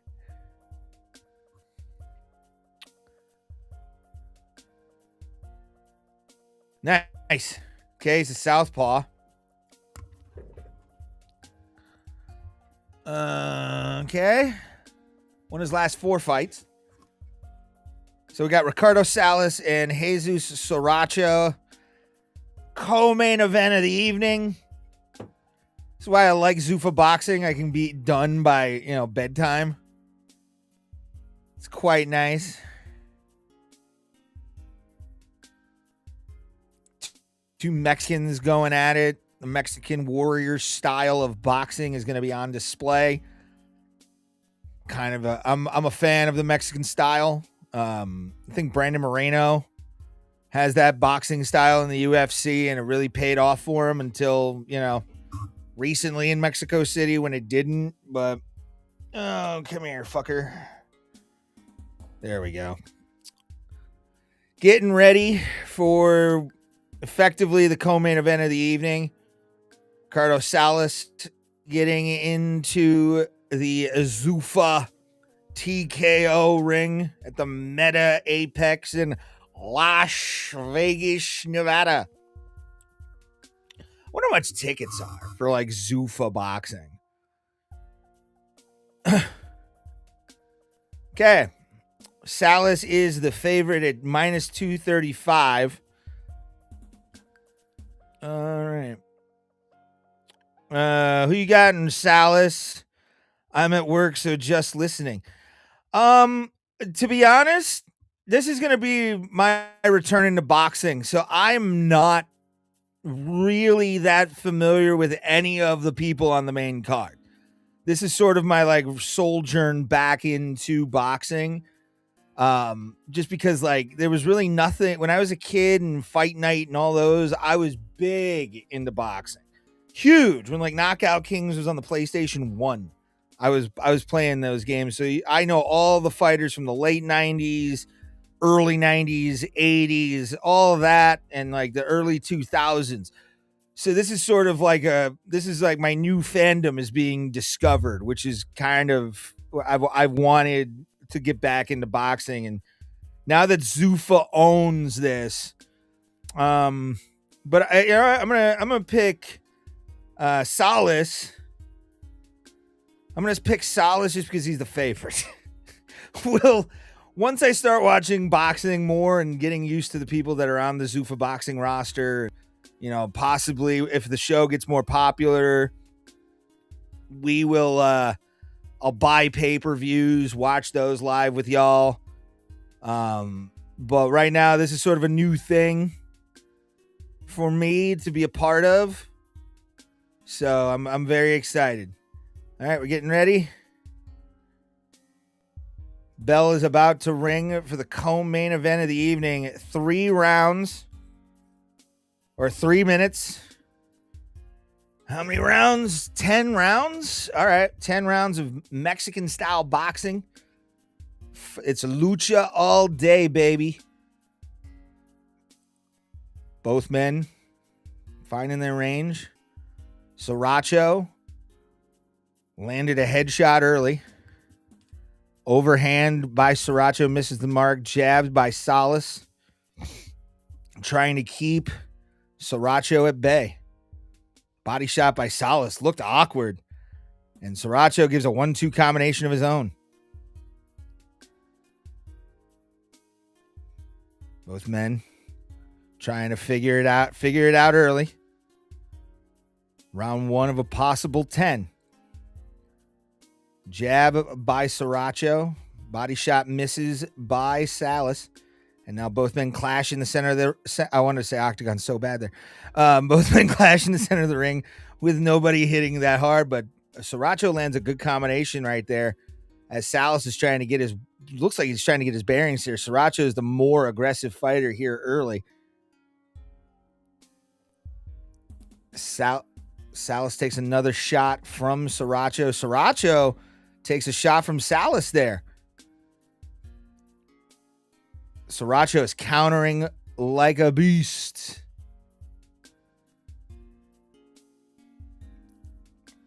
Saracho is showing dominance early, taking up space in the boxing ring.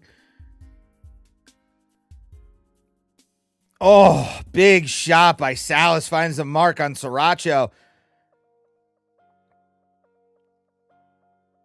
It's both men now exchanging. Saracho's trying to get some ground back, and Salas is walking him down. Saracho moves out of the way with some great movement there. Saracho backing Salas into the corner, and Salas is trying to make sure that doesn't happen. And Salas walking Saracho back, but Saracho counters. 40 seconds left on the clock as we get into the co-main event of Zuffa Boxing 4. Big body shot by Saracho lands, but misses on the headshot, and Salas walks back into the fire. Salas, hook, uppercut combination, makes the mark on the body. Salas is going for the body here early, but Saracho is countering effectively. Son of a bitch. Somebody just comes in, they're like, son of a bitch. Salas trying to get a combination going, but Saracho says, I have 1, 2, bitch. And that is the end of round number 1 of 10. Fuck this sleeper.com ad, man. If you buy Sleeper, if you use Sleeper app, I don't know what to tell you, but Saracho, I think Saracho won that round. Definitely the more aggressive guy. So, who the fuck knows at this point, dude? It's so early in the fight. We got 9 more rounds of fighting to go. This is the beauty of boxing, though. It could end in 2 more rounds, and we'd still have to wait an hour for the main event. It's 10. Luckily, I don't have to work tomorrow because I'm unemployed. Oh, my stomach.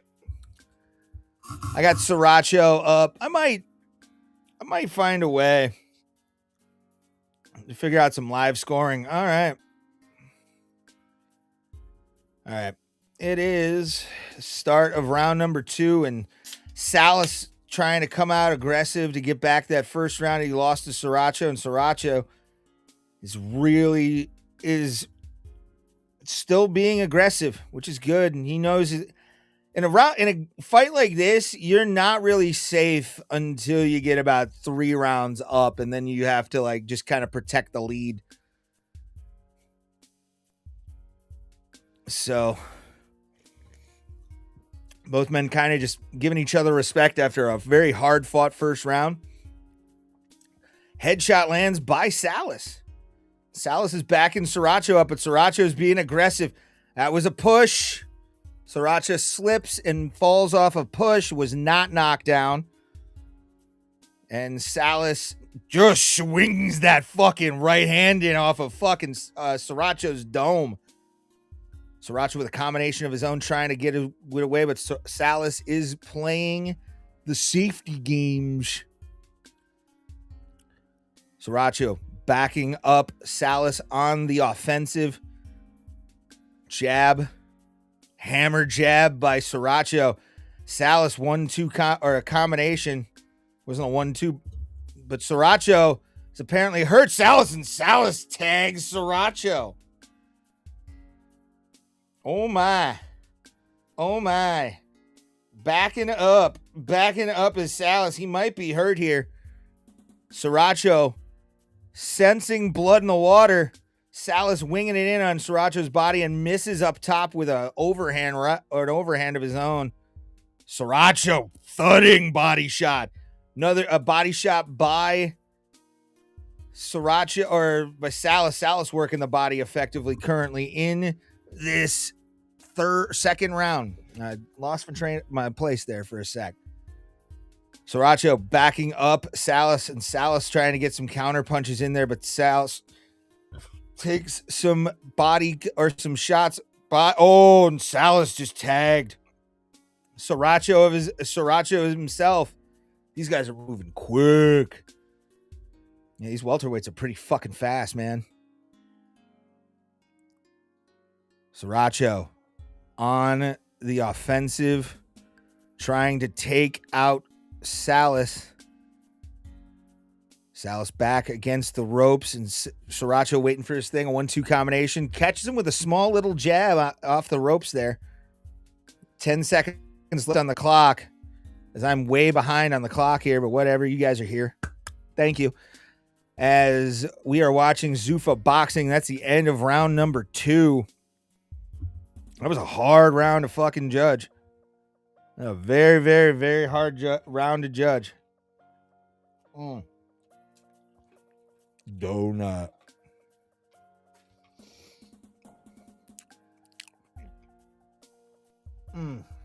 Sorry, guys.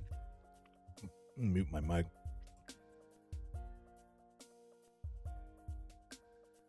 I know you guys came to listen to me talk and eat at the same time. I know, but it's fine.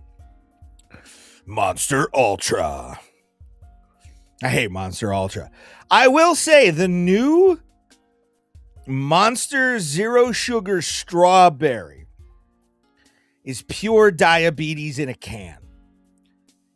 I am addicted to the strawberry Monster flavor for the zero sugar. It tastes so fucking good, dude. And I've had the alcoholic Monsters. They're fine.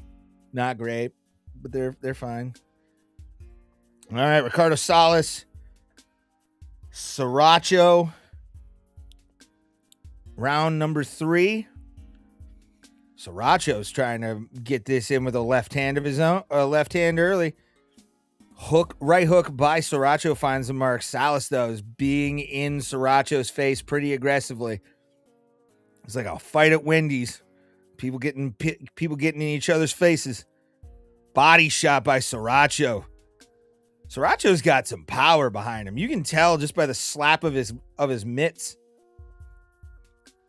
Saracho weathering a storm from Salas. Salas, though, gets countered by Saracho. Both men now just standing there waiting.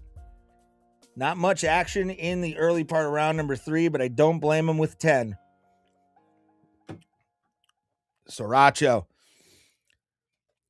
is thudding the body of Salas.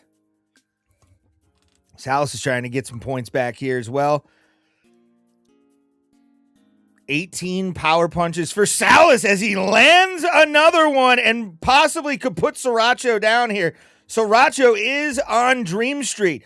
Will Saracho weather the storm? He looked like he was out of it. He looked like he was going down. Salas was in control of Saracho for a hot minute, and he let him go. But another good combination. Didn't want to get into a firefight with a guy who really had nothing to lose. Another clubbing body shot by Saracho. Saracho's body shots make me piss my pants from the sound of them. Saracho uppercut on Salas as well. Salas trying to box his way.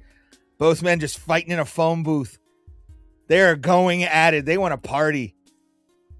They want to fucking go. They don't want to go to the MGM for the after party. They want to go to bed after this fight. You can tell somebody's going to sleep. Salas' head movement's pretty good, and then he counters Saracho and catches Saracho again. Body shot by Salas in the 3rd round, and he's landing hard. Is Salas. Saracho, though, countered Salas pretty nicely, but Salas now understands that he is on his way to possibly hurting Saracho, but he's getting backed up, and he clocked Salas in the face. Saracho backing Salas up against the thing, but Salas is making it go. Monsters Mango Loco only, Ray. Other than that, give yourself an uppercut. No, Michael, I will not, because the strawberry monster is the best monster. Although I will say the mango is fire. Mango's fire, but the new strawberry zero sugar monster is. I looked at my girlfriend the other day when I was, or the first time I ever had one, and was like, "These are the most dangerous things I've ever drinking." I'm drinking. I'm all over the place today. Good God. Commercial break right now for people watching.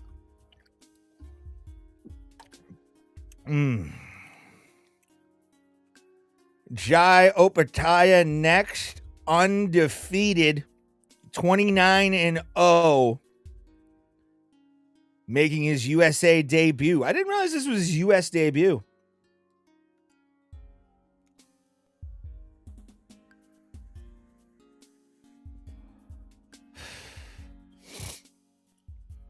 Hmm. 3-0 against Southpaws.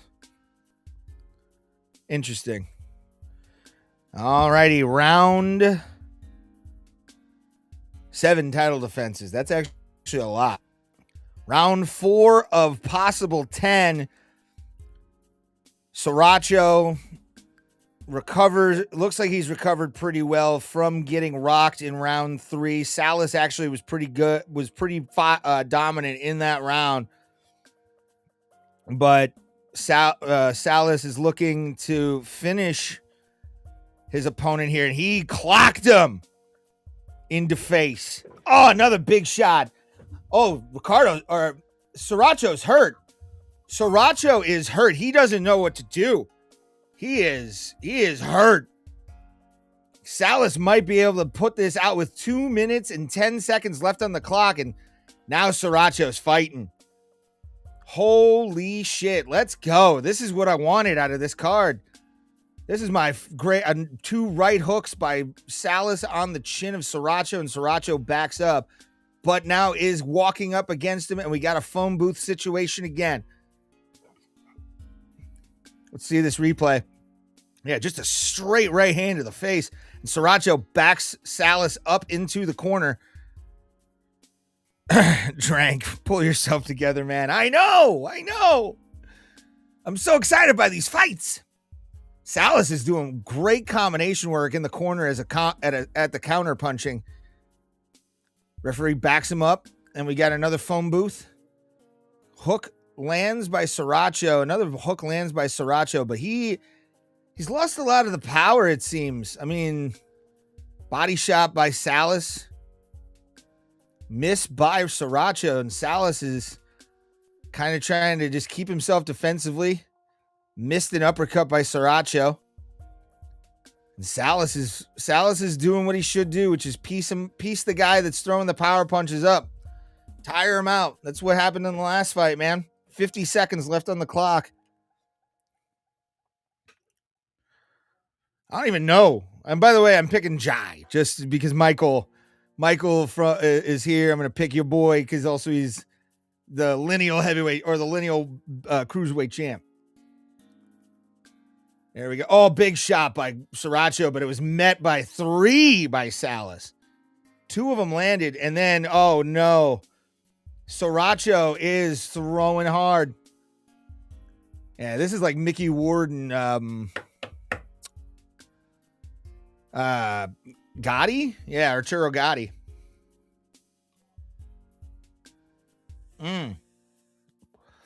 Little under 10 seconds on the clock. This is a hard fight to judge. Because no matter what happens, Salas or whatever Salas hits Saracho with, Saracho gets right back in his face. He doesn't give a fuck. I love boxing. This is why I watch boxing. It's a nice little fucking, exciting way to end my night. And nobody's worse for wear tonight because of it. Come here, bitch. Something I'm not a fan of right now is Paramount Plus. I am not a fan of Paramount Plus. Optimizing video playback. My dick. What is this? What is this? Why is the commercial just froze? Come on. I got my fucking Wi-Fi on, dog. Like, this shouldn't be the thing. I have to watch on my TV from now on? Oh, I gotta move shit. I want to move shit. I got my laptop right here, bro. This thing is frozen as fuck. What is this? What are those? Like, this is at least oh wow. Finally. Fucking ESPN's or Paramount Plus's commercials suck. 2:40 on the clock of round number 5. Saracho's the aggressor, currently trying to walk down Salas. Salas weathering the storm and completely walking back out to the center of the ring like a man. Like a man.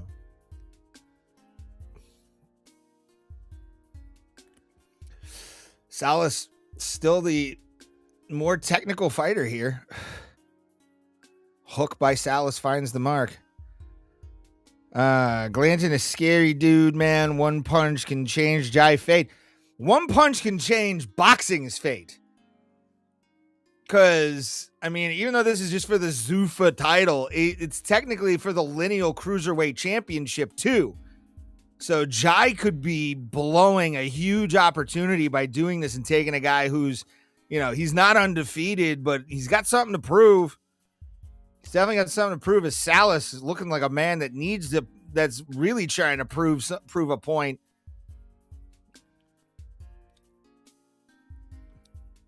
I'm hopeful Jai has a good go at it. Yeah, should be fun. Uppercut by Salas. Saracho lands a hook of his own, but Saracho also lands 2 body shots. Like, to get hurt the way Saracho did and come back is impressive. And he's still throwing. But Salas tags him on the chin and does a 1-2 or a combination right in his face. Jab by Salas stops Saracho in his place and runs him down.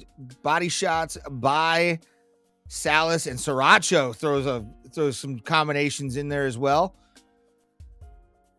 Saracho looking like a man possessed and somebody killed his dog. He's looking for revenge in a hotel. John Wick style. Bam! Big shots by Salas, on one by the chin and one to the body. Salas is finding a home for that hook. That left hook is finding a home. Straight right hand by Salas finds the mark. And Saracho, let's just call him Saracho. Saracho is teeing off on Saracho. Saracho is just getting pieced up right now. It's under 10 seconds. Combinations by Saracho in the closing seconds of round numero 5. If you're wondering, yes, I do know there is a music bed underneath my shit. Fucking Paramount down here. We got to get we only get preliminaries and have to pay for the main. Michael. I love you. You're here. You're watching the stream. But that's what we had to do since pay-per-view was invented. Okay? I get it free here. Finally, after I paid an annual subscription. This is but all right, well, that's a bummer. That's a bummer. It froze again. Ah, man. They are fucking sucking. But no, that's why I bought it. I bought Paramount Plus, man.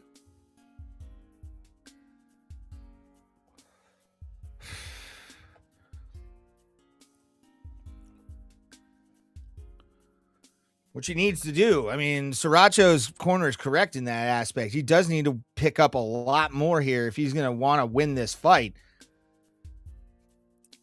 I mean, Salas has landed more punches just based on volume than Saracho has. Saracho has landed some very significant punches in this fight, but not really any kind of significant shit. And Salas has definitely been the better technical fighter here, the better point fighter. Both men exchange right hands.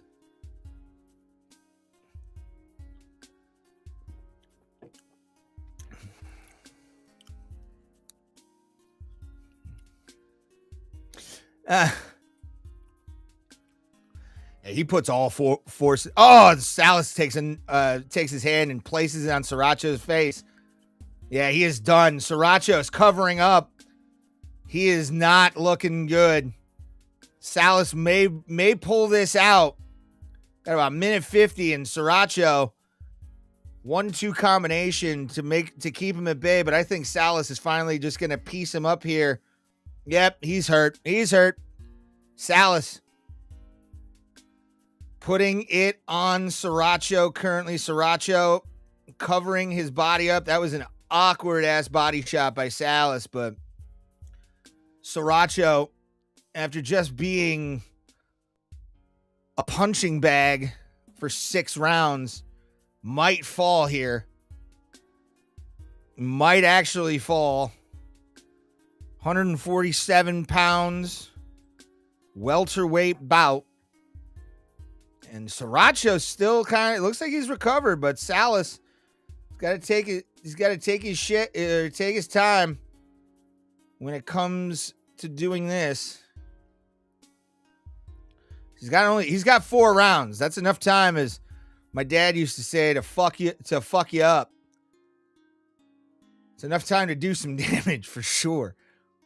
Body shots by Salas, uppercuts by Salas. Saracho's covering up, and Saracho keeps him up, and now both men hit each other.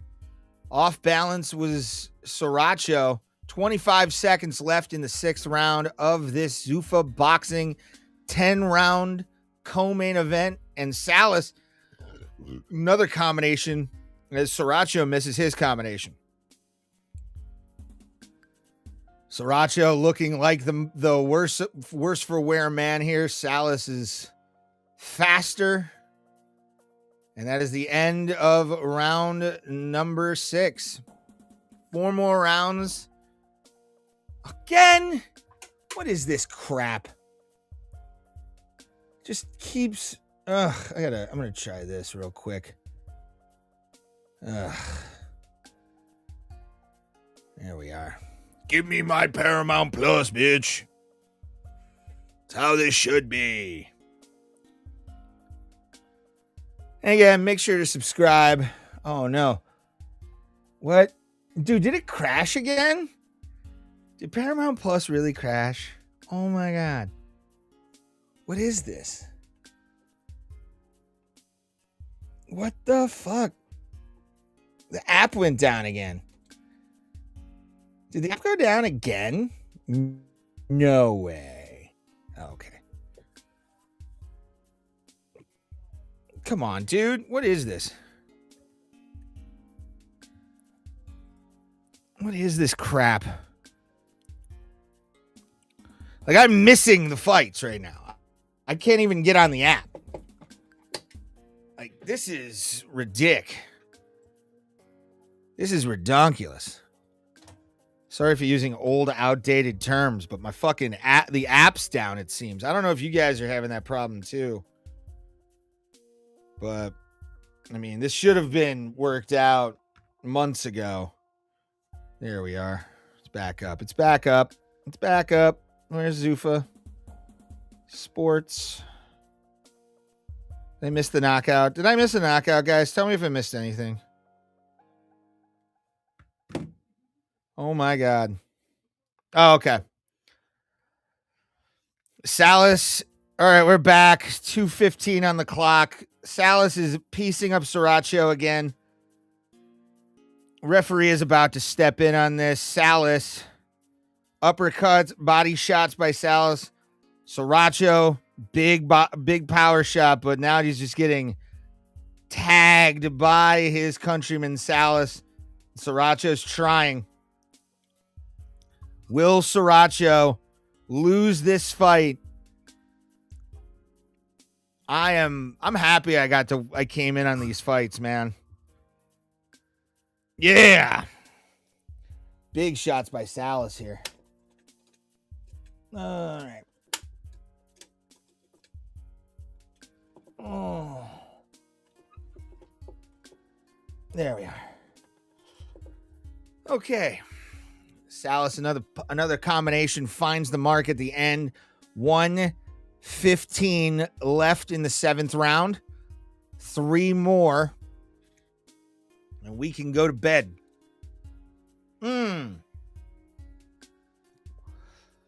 Both men, you know, for the times that Saracho has been hurt, you can give this guy a lot of credit for being a badass, dude. He's just getting pieced up by Salas currently in this 7th round. 45 seconds left on the clock. As Saracho puts in a 1-2 combination that's pretty much in vain right now.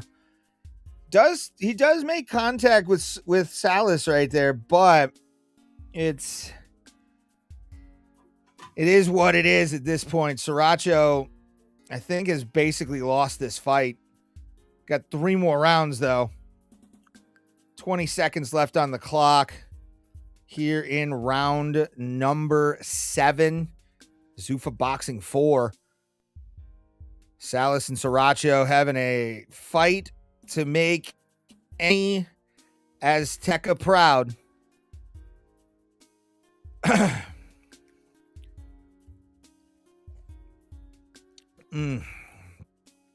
All right. Getting ready for round numero 8. Oh, man. Salas needs to be just careful these last 2 rounds. These last 2 rounds, he cannot get above his he can't get ahead of his skis here. Because Saracho is going to do everything in his power to send his head into the second row after basically just getting dominated. His corner's even telling him that he needs to put everything into this. So, whistle sounds, corners are going.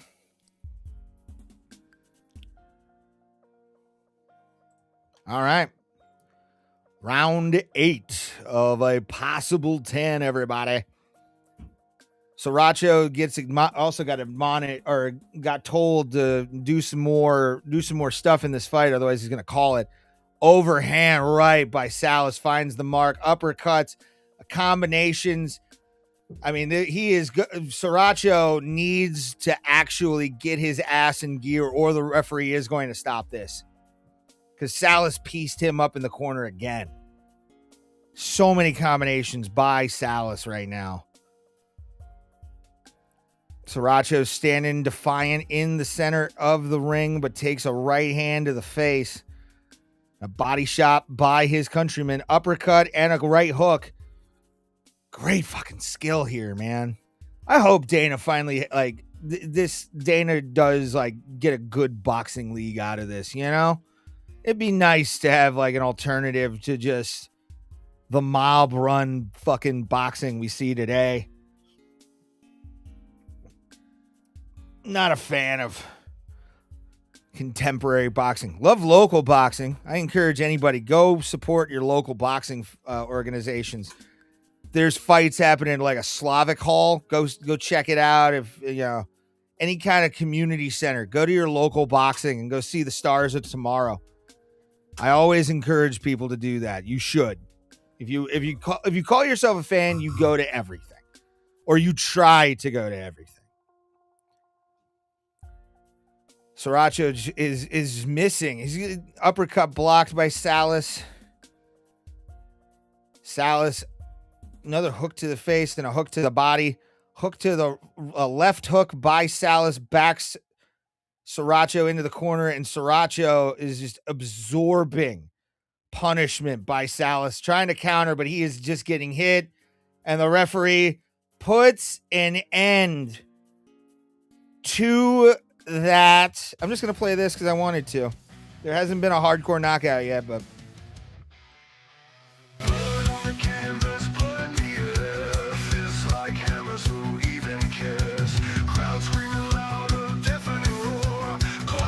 He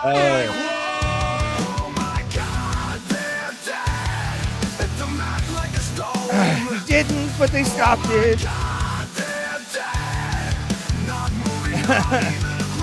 I need a new AI sound that's stop the fight. All right. Yeah. I kind of figured it was going to be the case towards the 7th round. It was definitely a good stoppage, and Salas beats Saracho 8th round TKO. And now there was one, the cruiserweight main event 200-pound battle.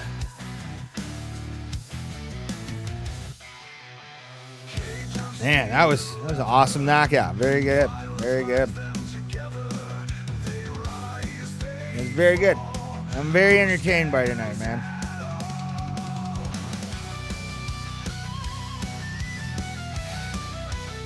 Glad I came and watched. Glad I fucking watched tonight, because this is actually a little bit better than last night, if I can say that. And probably the main event's going to end a lot. Oh my God, they're dead. It's a man like a stone. Oh my God, they're dead. Not moving, not even a groan. Oh my God. Bam. Yeah, and he was just he got worn down by volume. They're showing the replay right now. It's worn down by pure, unadulterated volume to the face. Brain can only take so much, brah. Brain can only take so much. What a fucking fight.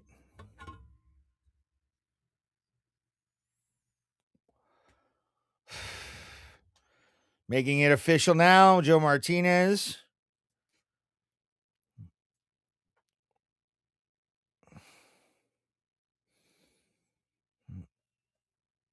Ricardo Salas gets the victory. They make it official. We got one more fight. One more. The main event of the evening. Let's bring that up now, since they're doing the in-ring interview. Jai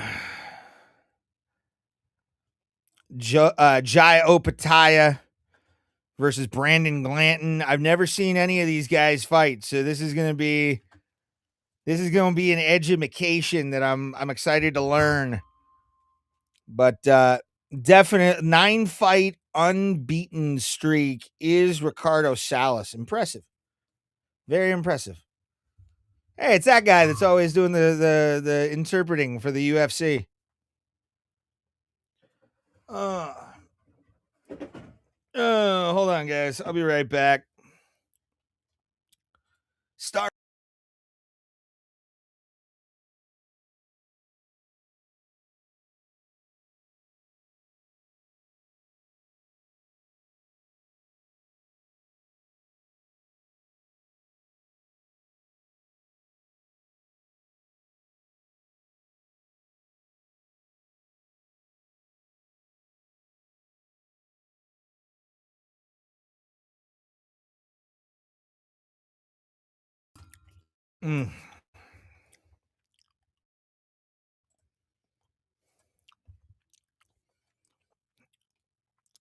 Oh, wow. I'm excited. Ricardo Salas is a guy I want to definitely see. Showing the replays right now. I mean, Saracho, he had a chance. He had a chance early, but he faded.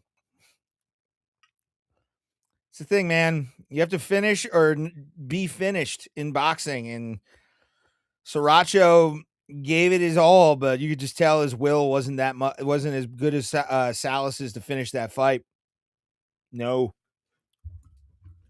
Not even close. But now it's time for the main event of the evening. Will Dana White's night? Because I think Dana wants Jai to win this fight. Opetaia. I think he wants Jai to win this fight. I think Dana wants to win this fight to stick it in the craw of a lot of boxing promoters like Eddie Hearn and Bob Arum, all the guys who basically said, it's not going to work. It's not going to do any of this. But the Ring Magazine Cruiserweight Champion, they are establishing a world's champion, 10th ranked Cruiserweight champion could become the lineal Cruiserweight champion. Like, this is so wild. Like, this is combat sports history. the establishment for the first time in almost 40 years, a new boxing organization world championship is about to be established by Zuffa Boxing. Last time I checked, it was 1988. It was 1988, and it was the WBO, the World Boxing Organization, was the last established alphabet title in the lineage of each world championship, the super championship, whatever the fuck they call it. So for Dana to take the ring world's champion and the lineal cruiserweight world's championship from promoters tonight, regardless, because if Jai loses, he loses the lineal world's championship. He loses that piece of the belt. I think he'll lose ring too if that happens.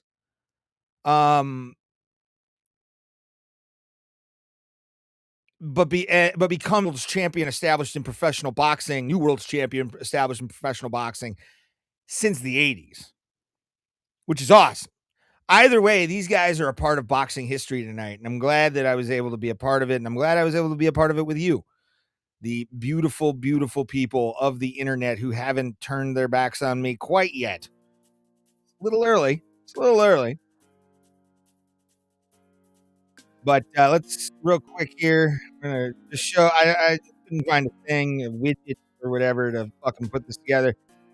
But we are about to start the main event. Jai Opetaia, Brandon Glanton, the Zuffa Boxing Cruiserweight Championship of the world. They're breaking it down currently right now.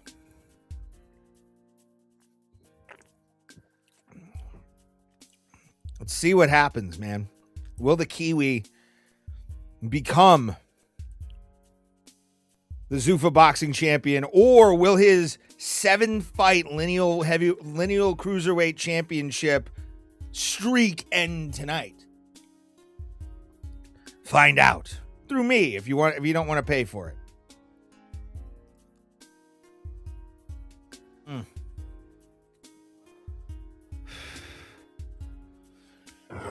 Oh, I don't.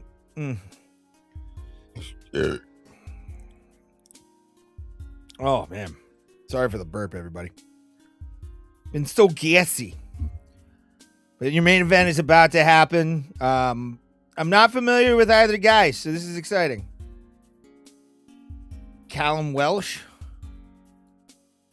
Is that Vanilla Ice? Oh, that's Grayson Waller and Rhea Ripley. I didn't realize that was Grayson Waller. I thought that was Vanilla Ice.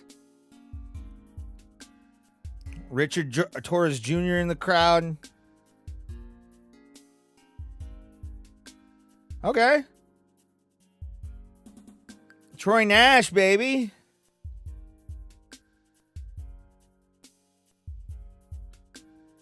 These are all going to be guys I'm learning about now.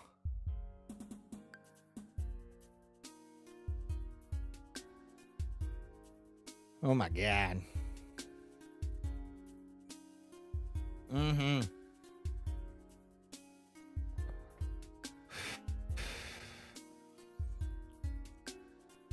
Here we go. Lineal cruiserweight title on the line. A title that Alexander Usyk, Vander Holyfield held this title on their way to heavyweight glory.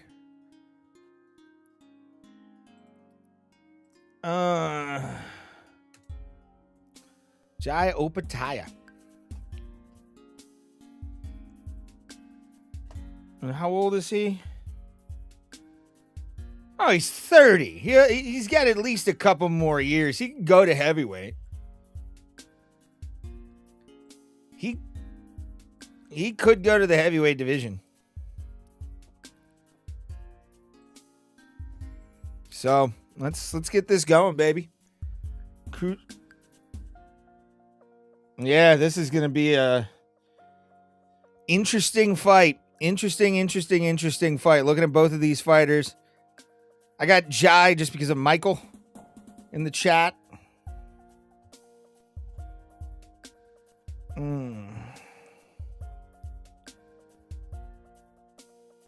Hell yeah, dude. Fucking this is gonna be the fact that we've gotten a new boxing organization is enough for me to be happy.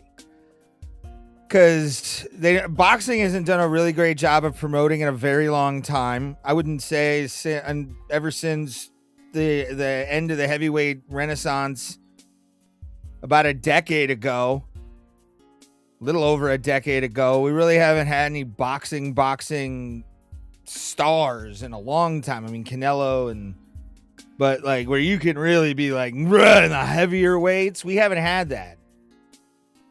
About to make their way to the Meta Octagon. I almost said Meta Octagon. Ew. The Meta Ring for Zuffa Boxing for Cruiserweight Championship on the line at 200 pounds. So this should be a definite eye-opening scenario for boxing. Hopefully this makes them up their game a little bit more. Brandon Glanton making his way to the ring. Team Bulletproof is his handle on Threads. These guys are making history. The first ever Zuffa boxing champion being established off of the cruiserweight lineage. Like, this shit used to happen in pro wrestling. Like this, where like a guy just wasn't getting respect and he said, fuck you, I'm going to make my own organization, or I'm going to say I'm world champion.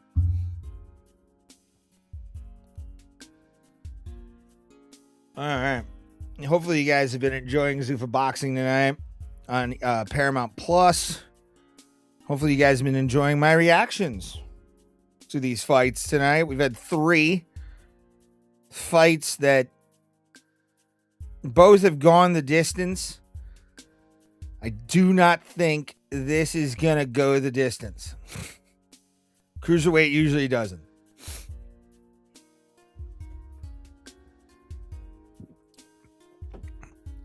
Oh, boy. Jai making his way to the ring. Jai Opetaia, the lineal cruiserweight champion of the world, the ring cruiserweight champion of the world.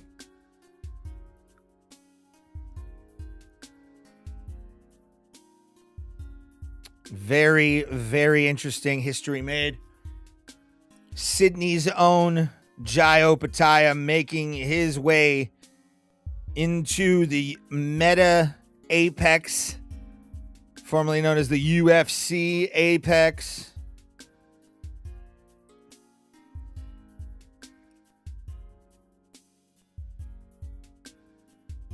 This is crazy. I can't wait.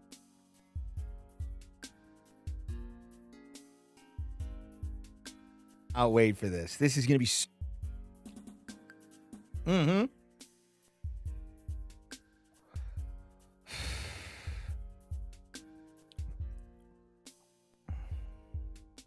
Okay. Alrighty. 200-pound beast trying to go for the new world championship.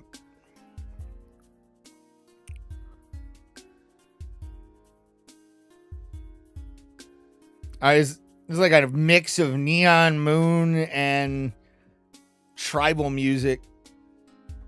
Cruiserweight championship bow. Somebody's getting fired for not spelling bout right. That's an automatic fire right there. 3-inch reach advantage for Brandon Grant or Glanton, 4 years older than the champion. And Jai came in half a pound under the limit. The World Championship of Zuffa Cruiserweight Boxing about to be established right in front of our eyes. Paramount Plus, baby. Paramount fucking Plus. Like, share, subscribe to the channel. If you're on YouTube, if you're on Facebook, like Abraham Drinkin', check Abraham Drinkin's lineup out. It's mostly a weekend lineup. Tomorrow is Abraham Drinkin' podcast at 6 p.m. Eastern Standard Time, so check them out. And hopefully you guys have been having fun watching this, because I've been getting excited. Hey, Huggy! Huggy's the ref? Sweet!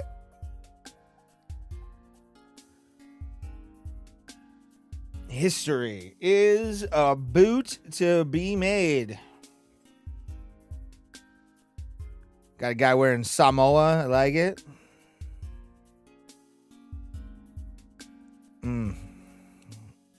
Thank you guys for being here tonight. Without you guys, this wouldn't have been without you guys, I probably would have quit a long time ago in this. But Sundays, 9 p.m. Eastern Standard Time. I do a live show, the Ray Hyclak Show, right on this channel, this YouTube channel you are on currently.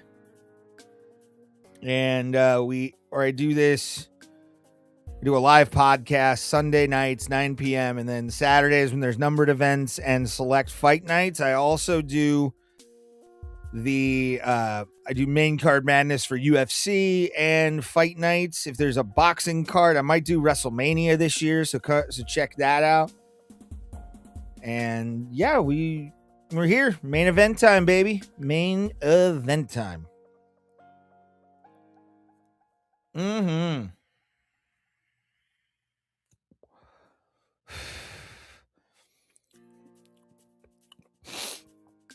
The lineal cruiserweight champion of the world is about to be in Dana White's stable. No matter what, Dana White now owns the lineal boxing cruiserweight championship.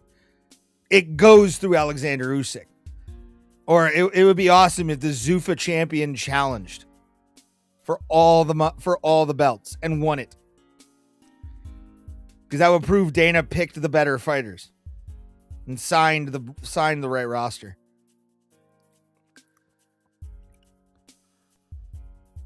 Alrighty, getting ready.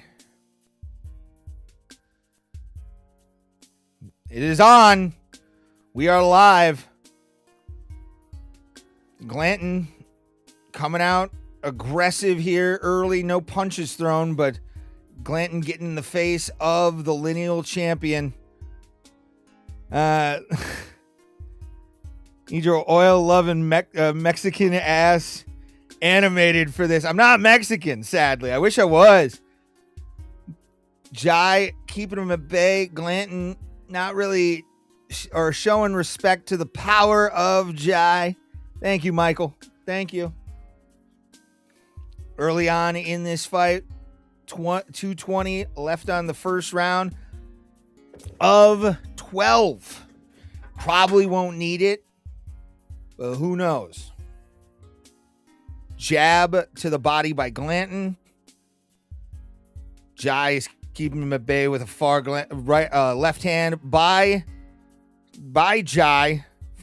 Finds the mark, and Glanton is just stalking Opetaia as Opetaia looks to become the new Zuffa boxing champion. And Glanton looks to do the same, but shock the boxing world by unseating Jai Opetaia for the lineal cruiserweight championship of the world. The man who beat the man is on the line, and both men, there's power. And you can definitely tell that minute and 20 jab by Glanton misses, and Jai throws a left hand in to make sure Glanton knows what he's dealing with. Glanton with another body shot. He's trying to set up I think a combination up top with these body shots, and Jai left hand in again against Glanton. And then Glanton tags him a little bit and then works on the body of Opetaia. Glanton pushing Opetaia against the ropes one more time. 45 seconds left on the clock in this cruiserweight 200 pound fight for the lineal title. Opetaia still taking the center of the ring here. 25 seconds left, and Jai tried to get a combination, but good head movement by Glanton allows for 0 damage after. And Jai with another big left hand. Glanton is really trying to find some way in against Jai and make him feel his power. Blocked by Jai was another combination. And that is the end. Round number 1. It's too early to. I'm gonna say that was Glanton's title or Glanton's round. Definitely the more aggressive fighter. And yeah, we're getting ready for the second round of 12 live boxing from the UFC Apex.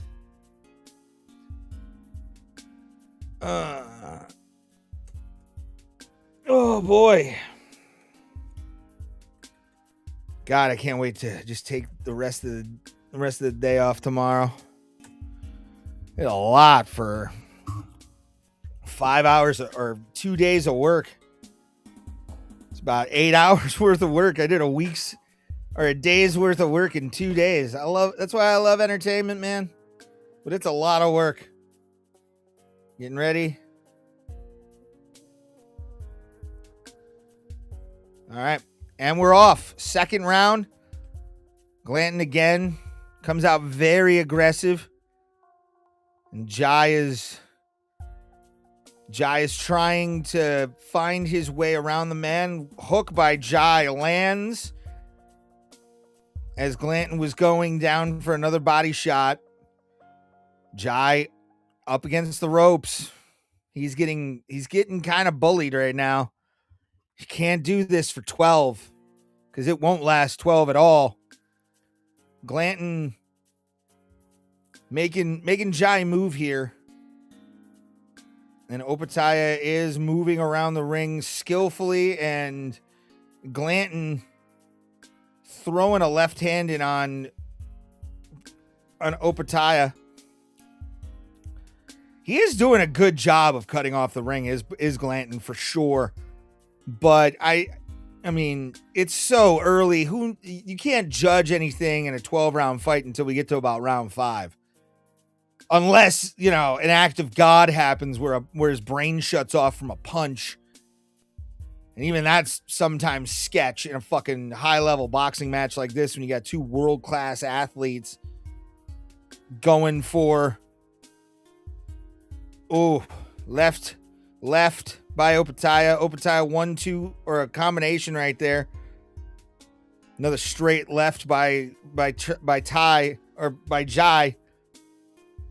Fucking trying to keep this together, kids.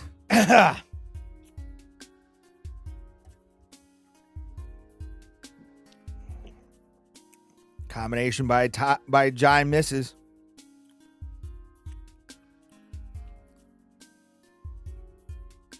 Yeah.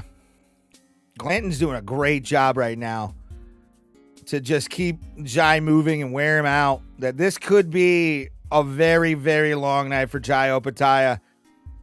This could be a very long night.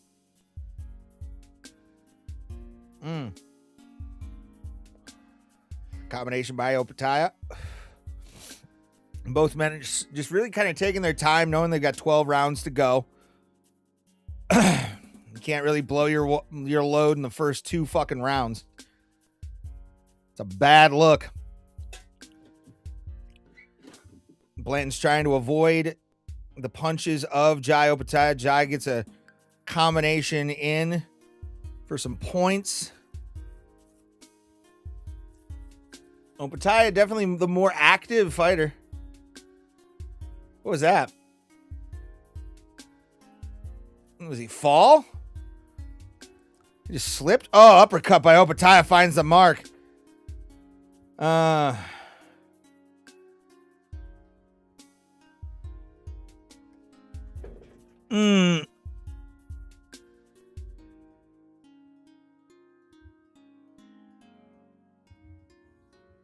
Okay.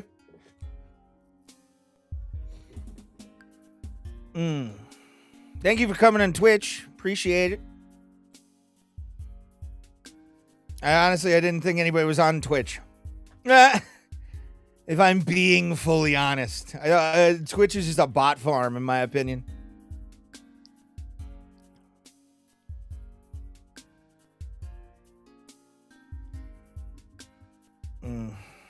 I'm feeling twitchy. I like it. I like it, my friend.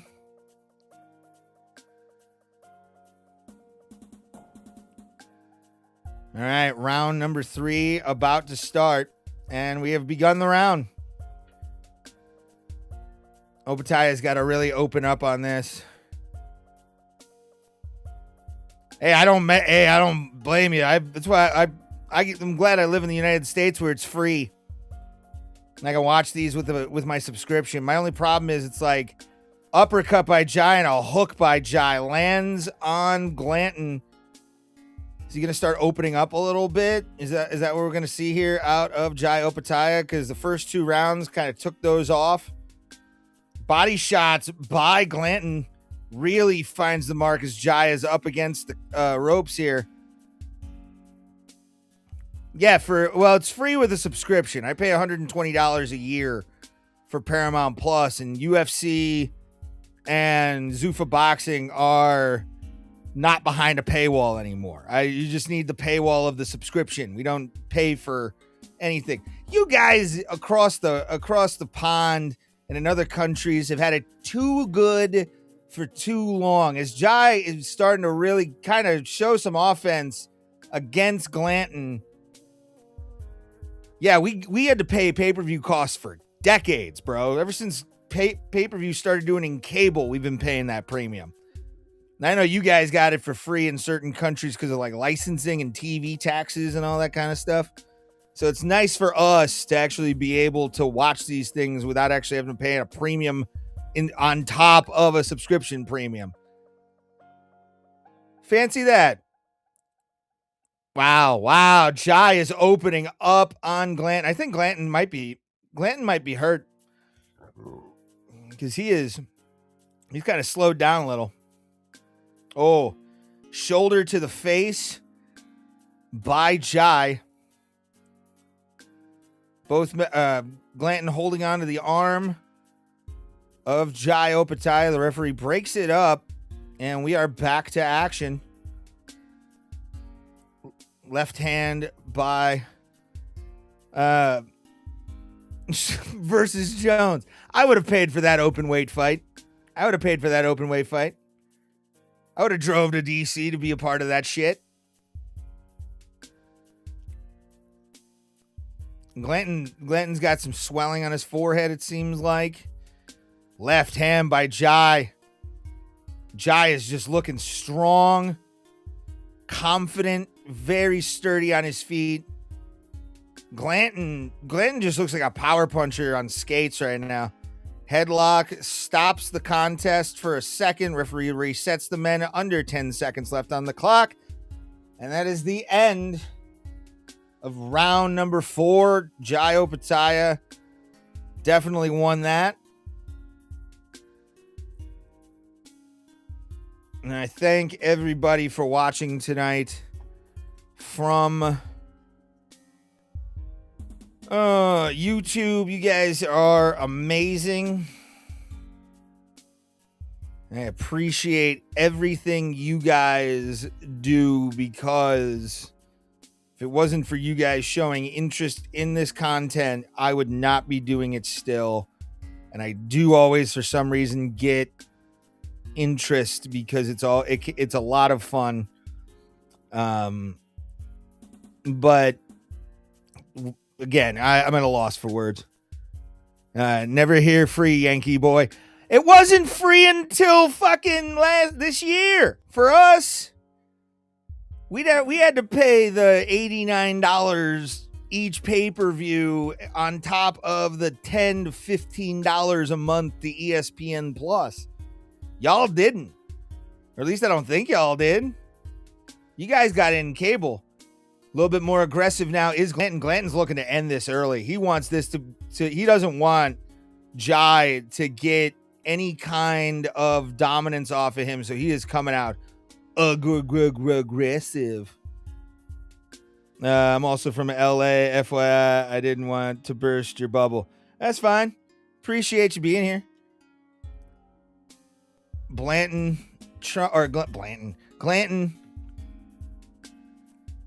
to get a little bit of the points that he lost to Jai last round. It might be 2-1 Jai right now. Short left hand by Jai finds the mark. Merca!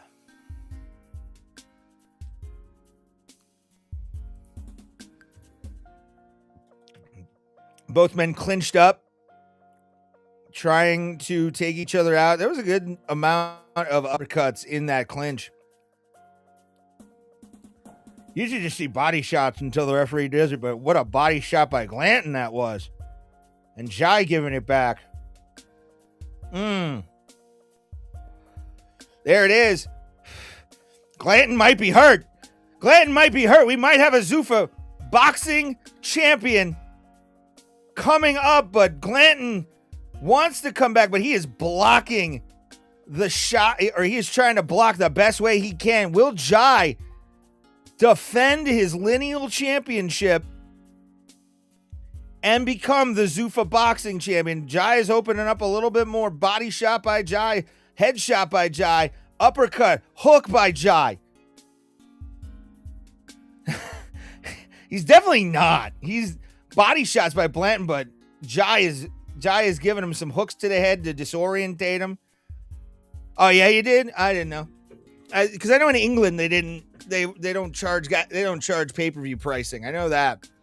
They got like TV licenses as my little flipper goes down. Jai Opetaia taking the best that Brandon Glanton has to offer. Under 30 seconds left in this fourth of 12. And both men are finding themselves in. I just saw that clip of David Hay punching Chisora. UK is crazy. I haven't seen that. I'll check that out in a minute. I've been watching boxing for the last couple hours. Been on for about 3.5 hours. This will be the end of round number 5. Jai Opetaia pulls that round out. He's leading. He is definitely leading right now. If you guys came, by the way, from the Discord from MMA Holes, wonderful.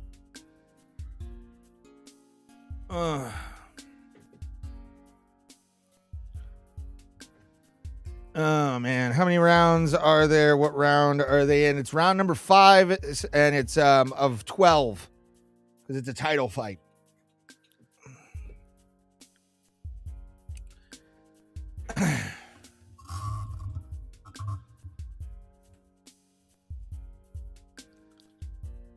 Tell him to backpedal when he starts walking up to him.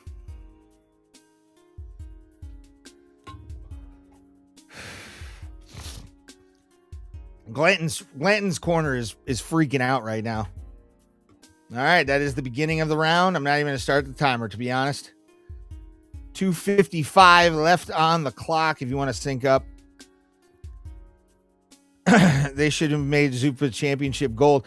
I agree. I honestly think I don't like the belt. I think Dana could have did a better job with that belt than just like some kind of bullshit takeoff of the new UFC title with Zuffa Boxing. Like I don't got an admonishment of holding. It looks like WWE belt. Well, they're owned by TKO, and WWE hasn't had creative titles since the Attitude Era. Actually, I take that back. Ruthless Aggression with the Undisputed title was pretty good.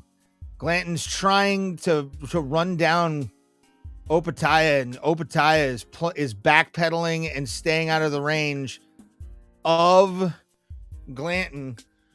Big uppercut by Jai. Oh, right hook by Jai 3 times. And Glanton's holding the glove of Jai, and Jai pulls back. It all went downhill, the red universal title BS. I agree. Once they started going to that just bullshit, fake looking, just WWE in a fucking field, Jai Opetaia takes a shot, but comes back with 4 punches and an overhand left. He's body shotting the shit out of him. Uppercut on Glanton's jaw, uppercut on Glanton's body, and he is wearing the body of Glanton down completely. Jai is now going up top, as he should.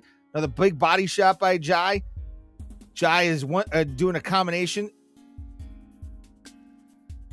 This is boxing. This is technical boxing at its finest at a fucking high weight level. He reminds me kind of Fury in the old days. Uppercut finds the mark by Jai. I think Glanton's exhausted. He's got 7 rounds to go, and he got hurt by Jai. Glanton looks wobbly. Glanton looks very wobbly right now.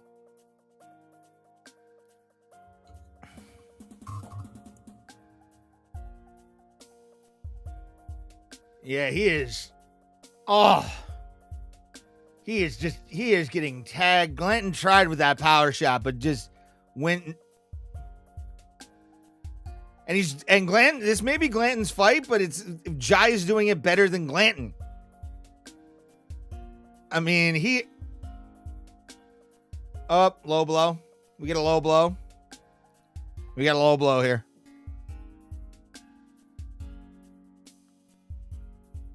Yep. Is it over? I feel like they gave Jai an easy touch. Give him Zerto or Benavidez. They stopped it due to a low blow. Oh, he hit him twice in the. Wow. Big shots. And Opetaia is absolutely stellar. Dana White has just won. Like, Dana White's won the boxing world tonight. The boxing battle, the war is still going to go on. The boxing war has gone on for 100 fucking years, or over 100 years. This is just a new era of the old. I mean, we got high class technical boxing on display the entire main card. Jai Opetaia.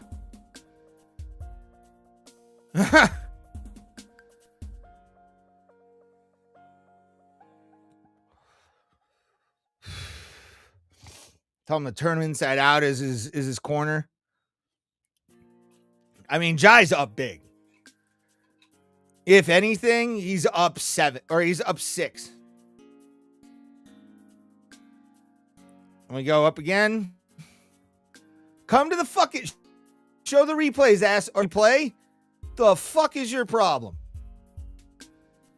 Another combination by Jai, jab, and Glanton's running at him. I mean, Glanton's running at him hard, and now he's trying for a very aggressive style. Up close are these two gentlemen.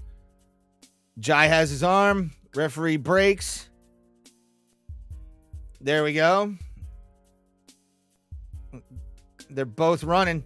And I think Glanton's hurt again, or Glanton's hurt again. Brian Glanton might be, or Brian Glanton, whatever the fuck his name is, might be hurt. He might be hurt here. He's got to let go of that glove.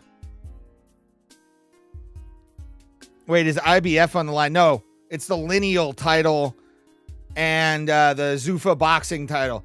IBF is dying. IBF didn't even sanction this fucking fight, so Zuffa decided to sanction it.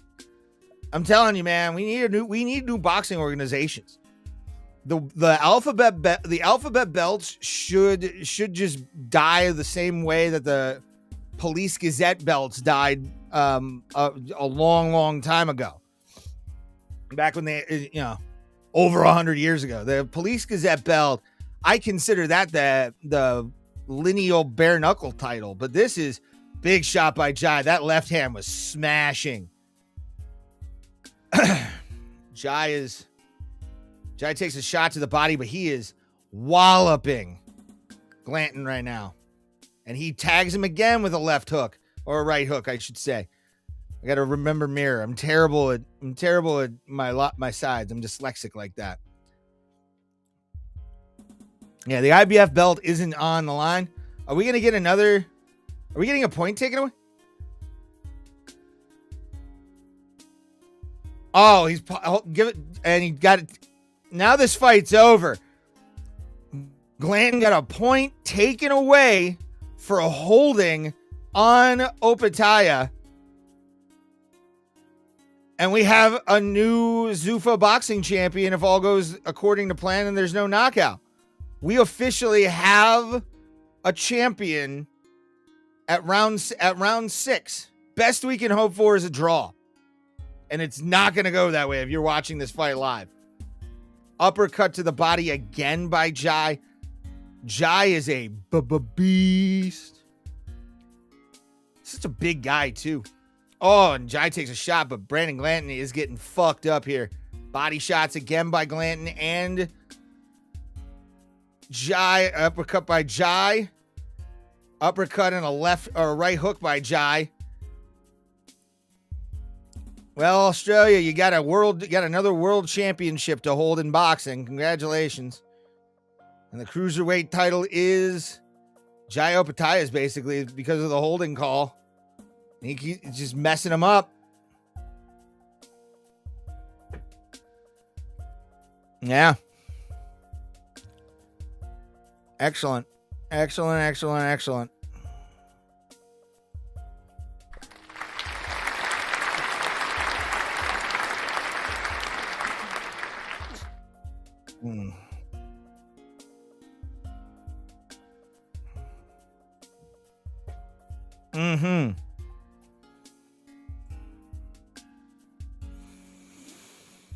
Thank you to everybody that has watched tonight on YouTube and Twitch.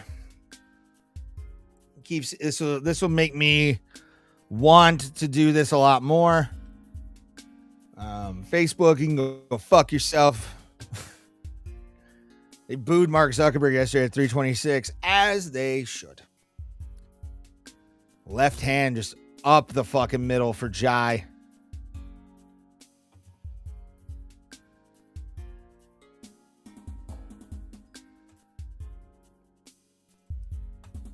All right.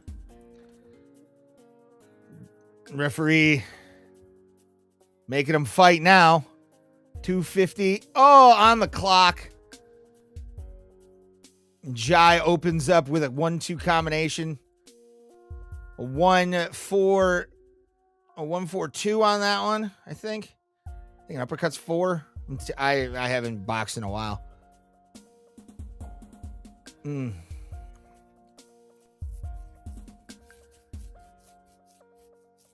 He's putting his weight on him is Jai, wearing the American out. Glanton taking another combination from Jai. 5 rounds left. 5 rounds left in the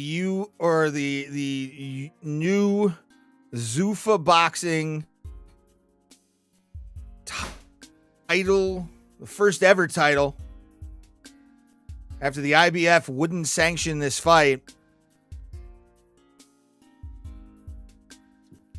Dana knew this was the only way for the best to fight the best. Top 10 versus number 1 in the world. Connor Ben is next. I'm down. I'm definitely gonna watch the next Zuffa Boxing. So if you enjoy this, come to my channels. Share the streams out. Share them out. This is what I want this community to be built on. And Jai opening up again on Glanton, and Glanton trying, but it's just not landing the way that he would hope. I think he's holding on. He is holding on to Jai right now. Like, how do you let him do that? Like, he should be like, oh, come on. He's holding his fucking arm, man. This is like, ugh.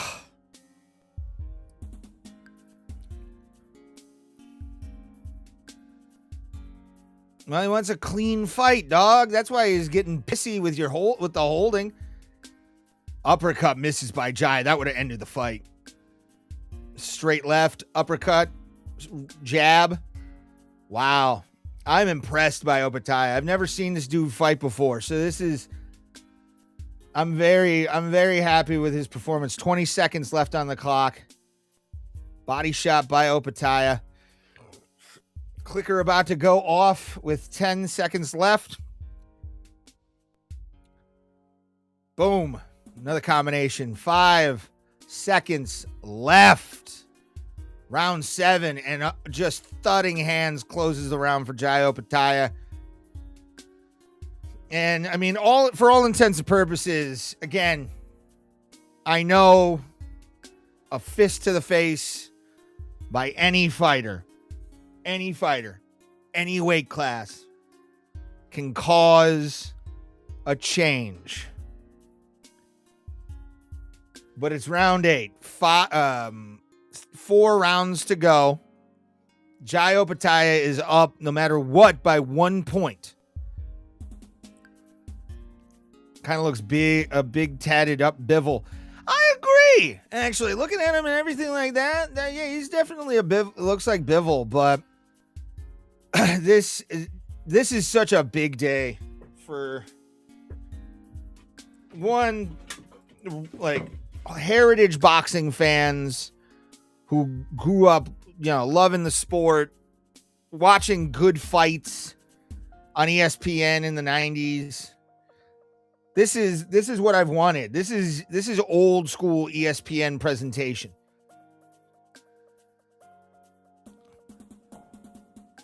Yeah, Glanton's just getting dominated.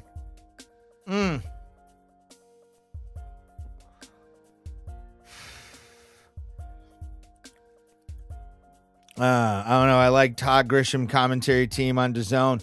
No, I'm not gonna say Todd Grisham isn't fucking great, but like, I'm talking about when it comes to like, oh, he got hit in the dick again. He got hit in the dick. Oh no.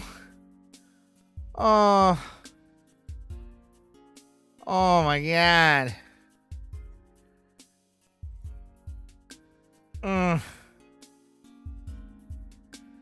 Just hit him in the dick. Extra low is what Tessitore just said. Wow. Fighting out.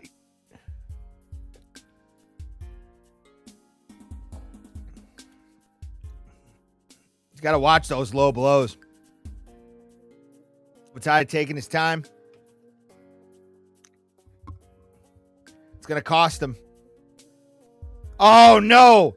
Ladies and gentlemen, outside of a knockout right now, Jai Opetaia is your Zuffa Boxing champion due to another point deduction. He did. He got hit in the dick. And if I was Jai, I'd play very safe. I'd play very safe from now on. You got 3 rounds to go or 4 rounds to go. Uppercut by Jai. Finds the... And Glanton is almost like leaving his feet to throw these like...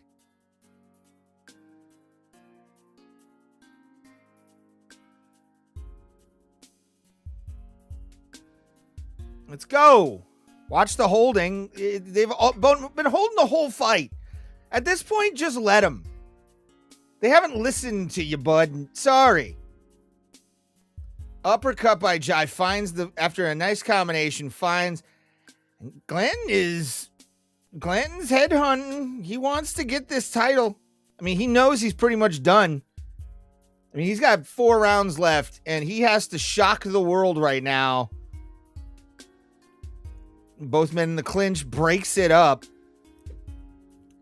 as Jai Opetaia all but now has the Zuffa Boxing Championship.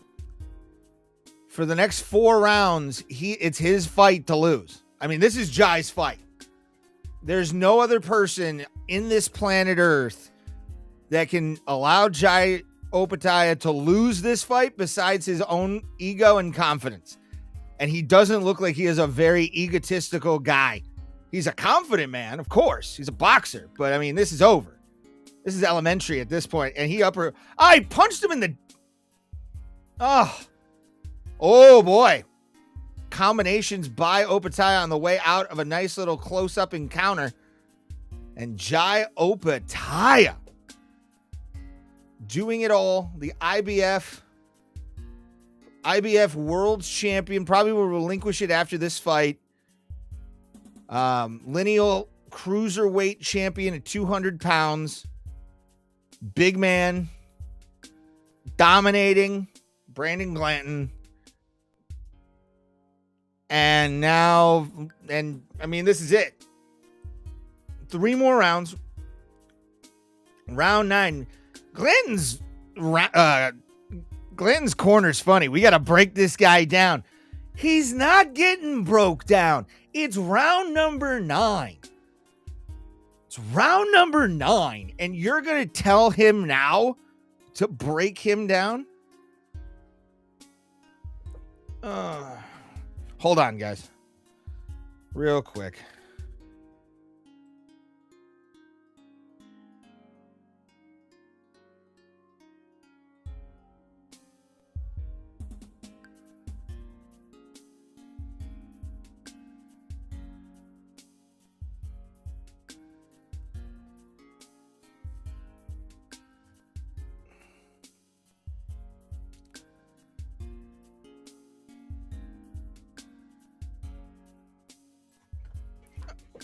Oh.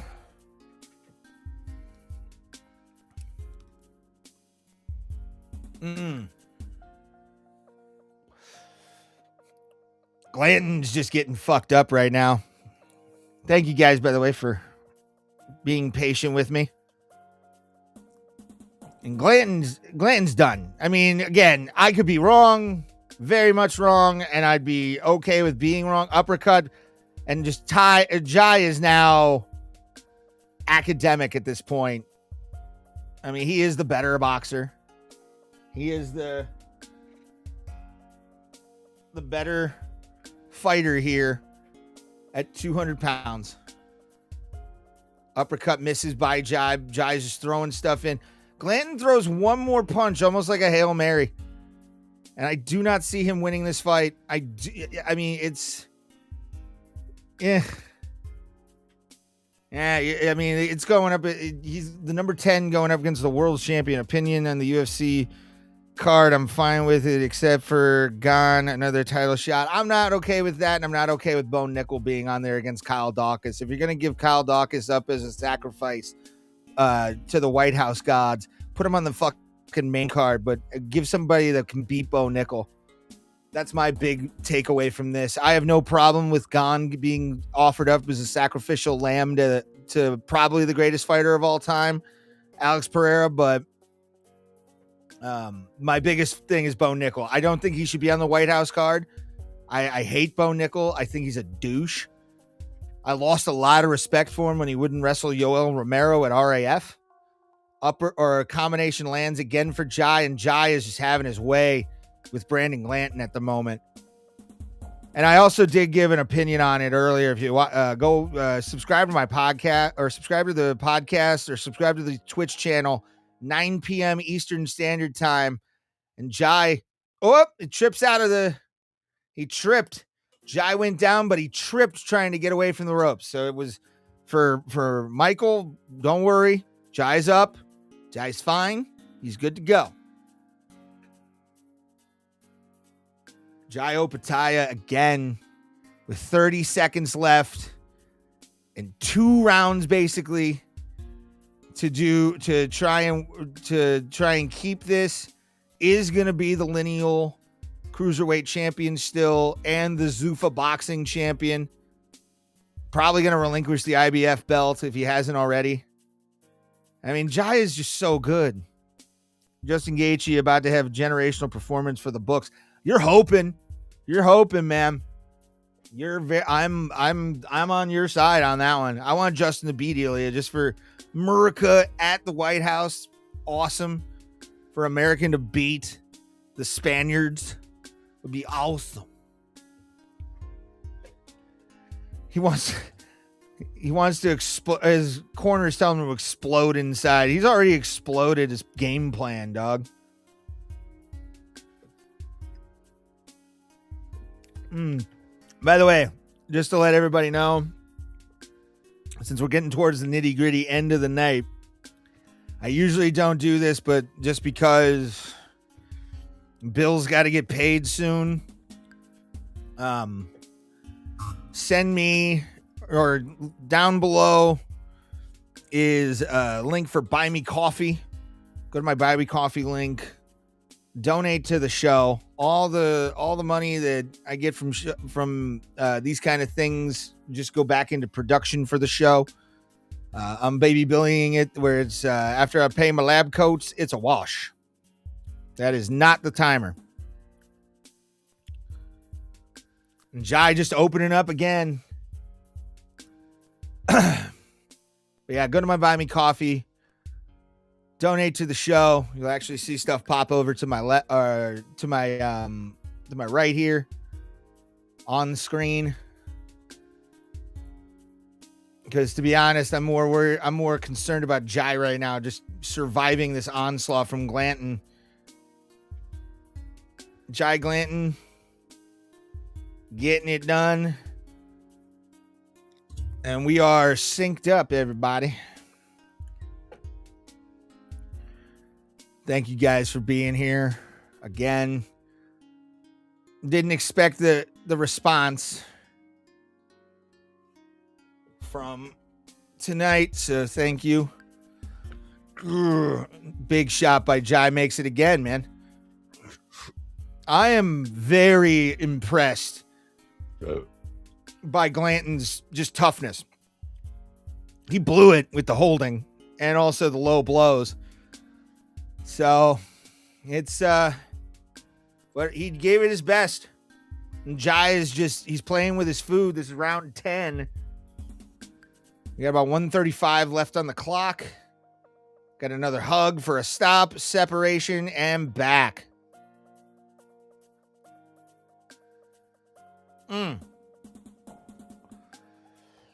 Jai Opetaia fucking this poor kid up, and we might have a stoppage here soon.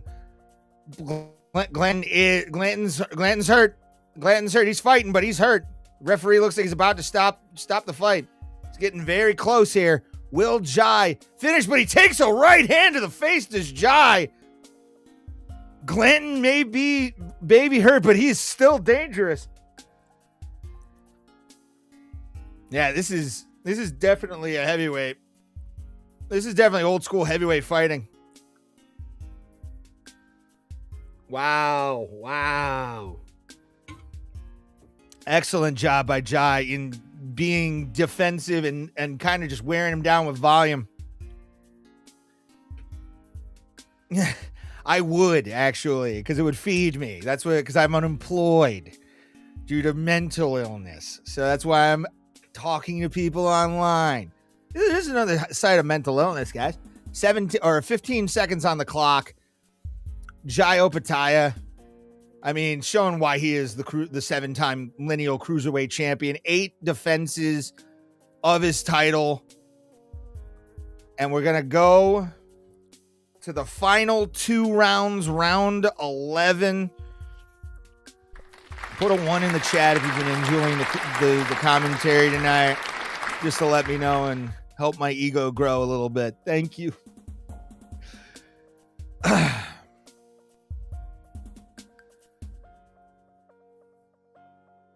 Xiao Opetaia, one of the most impressive boxers I have seen in my entire life. For sure. Oh my God. So good. Very good. Very good fight night tonight. Dana should be proud of himself. And his Blanton's team is just is almost looks like they're gonna throw in the towel. Because I hear a lot of "I care about yous," and that was the one shot Glanton had, and Brandon Glanton didn't get enough of it. And what a uppercut! Hot. And we're up to round. Oh, another big shot. He's calling him on. Is Glanton? Brandon Glanton still trying to fight. Still trying to fight Opetaia. Hey!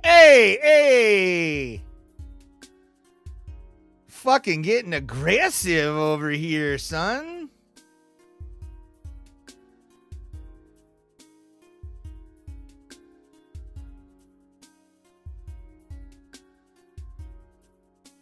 There's a lot of holding calls for this.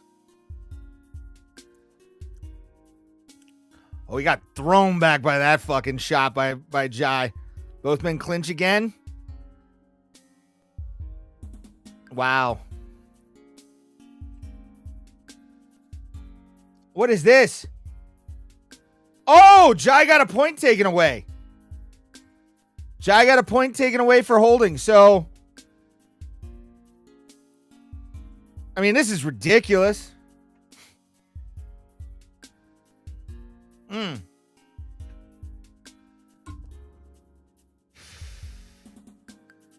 Yeah, this is wild. What is this?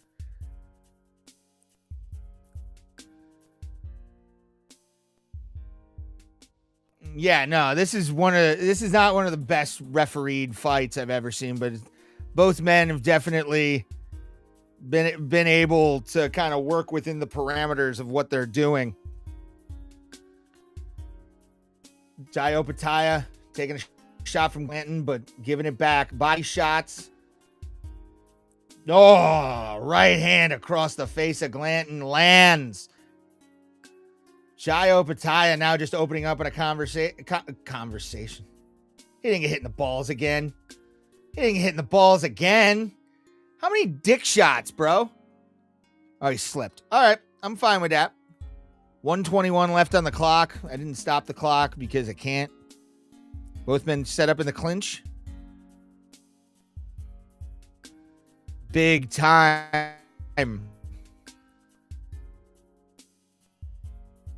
absolute dominating performance by Xiao Opetaia so far. Can't make it an exact fucking thing yet. Opetaia hurts him again. Xiao Opetaia now has Glanton on Dream Street here. A little wobbly. Uppercut and a right. Or uppercut and a left makes it through. Xiao Opetaia dominating performance tonight. Establishing the Zuffa Boxing Cruiserweight Championship off of the lineal title. One of the most skilled business moves Dana White's ever done in his life. And Glanton is just now a punching bag. He's trying to get in, but he is hurt. He is extremely hurt. Less than 10 seconds left on the clock. And Xiao Opetaia is now pretty much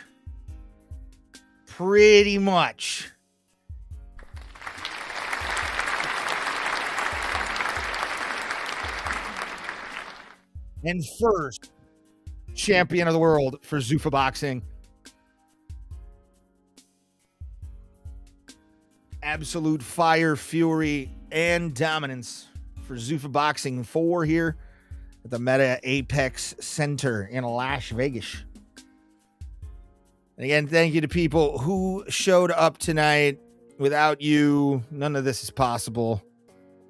Without you, I probably would be crying in my room right now. And I appreciate all of you for that.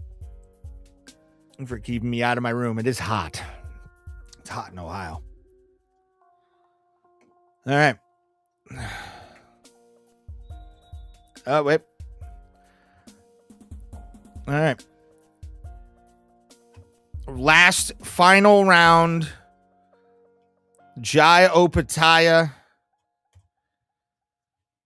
and Glanton.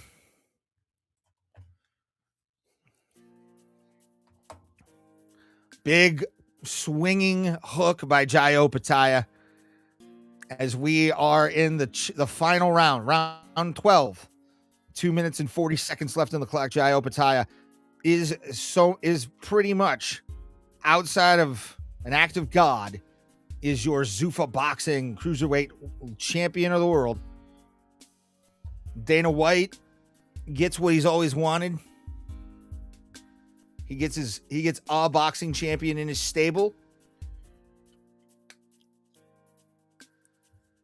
Steals from the boxing world, and Jai Opetaia opens up with a 4-punch combination, and Glanton takes it, but is wobbly, and you can tell the smaller fighter is starting to wilt under the pressure of Jai Opetaia.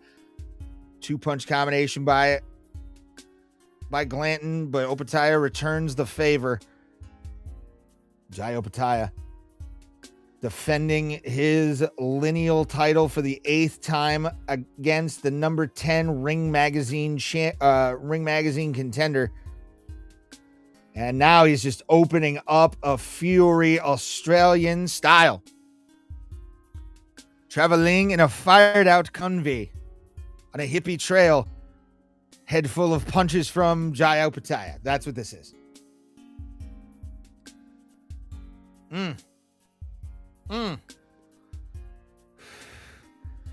Wow. I mean, there was a chance. There was a chance Glanton had in the second round, but now, I mean, the last 10 rounds have all been Jai Opetaia. 1 minute left in the final round of this contest for the Zuffa Cruiserweight Championship of the World. Glanton gets stunned. Oh my God, Glanton! My! Can he knock him out? Will he knock him out? Glanton is on Dream Street right now. Can Jai Opetaia cement establish himself with a knockout or TKO of Brandon Glanton right here in the 12th round with under 30 seconds left on the clock? 20 seconds to go. The fists are flying, and they are putting on one of the better shows in the last decade in boxing here. And he's getting held. 10 seconds left on the clock, and Jai Opetaia just told the Zuffa Cruiserweight division, I am here, I am dominant. Jai Opetaia just created a new wave in the boxing world, and Dana White is gonna surf it to shore. What a card, what a night, what a main event. Let's go. We're gonna wait for the judges' scorecards to make it official, but Jai's absolutely gonna win this. Yeah, parried it, and then just they never knocked him down, though. That's the one impressive thing about Brandon Glanton to me, is he didn't get knocked down at all. He stood his ground. And for that, he gets one of these. And this. But Jai gets this. He wins. Your world champion I also do have audio of Brandon Glanton's uncle, who's a trumpet player, who's in the crowd.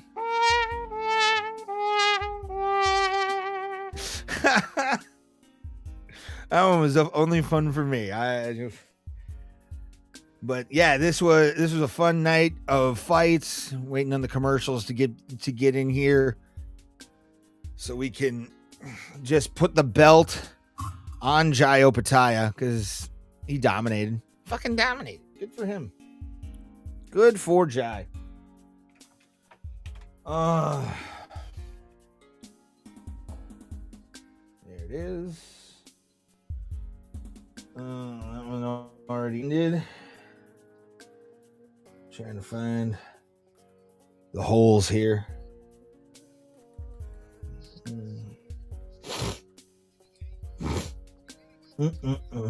Oh, wait, no, they're on Gummy Gang. That's right.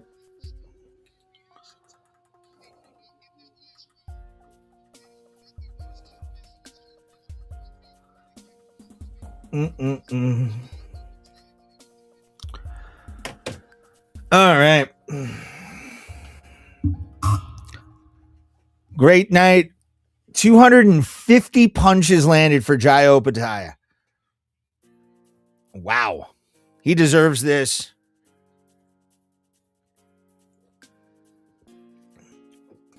Dana holding the belt.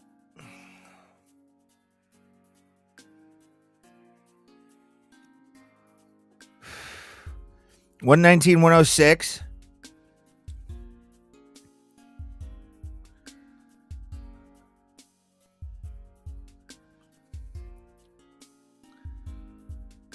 Nice.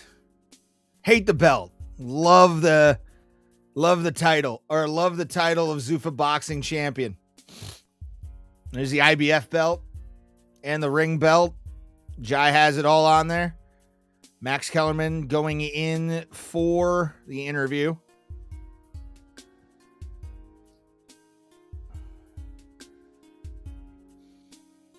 Oh, man. Won everything. I mean, he absolutely dominated from round 2 on. His coach is pissed, apparently, which is funny.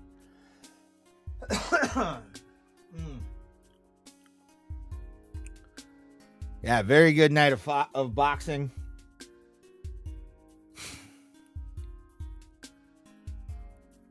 Yeah, that was... Yeah, he was bigger fighter. Absolutely dominated, as he should have, which was good. I'm going to hide this. The Howleys are out. They're enjoying times. And I enjoyed being with you guys tonight. I really did. Tonight was fun. You guys made the chat very interesting, and for that, I thank you guys. And so what we're gonna do is just end it. I'll see you guys in a little while. Next week, 9 p.m. Eastern Standard Time. I'll be back for the Ray Hyclak Show. And Aussie.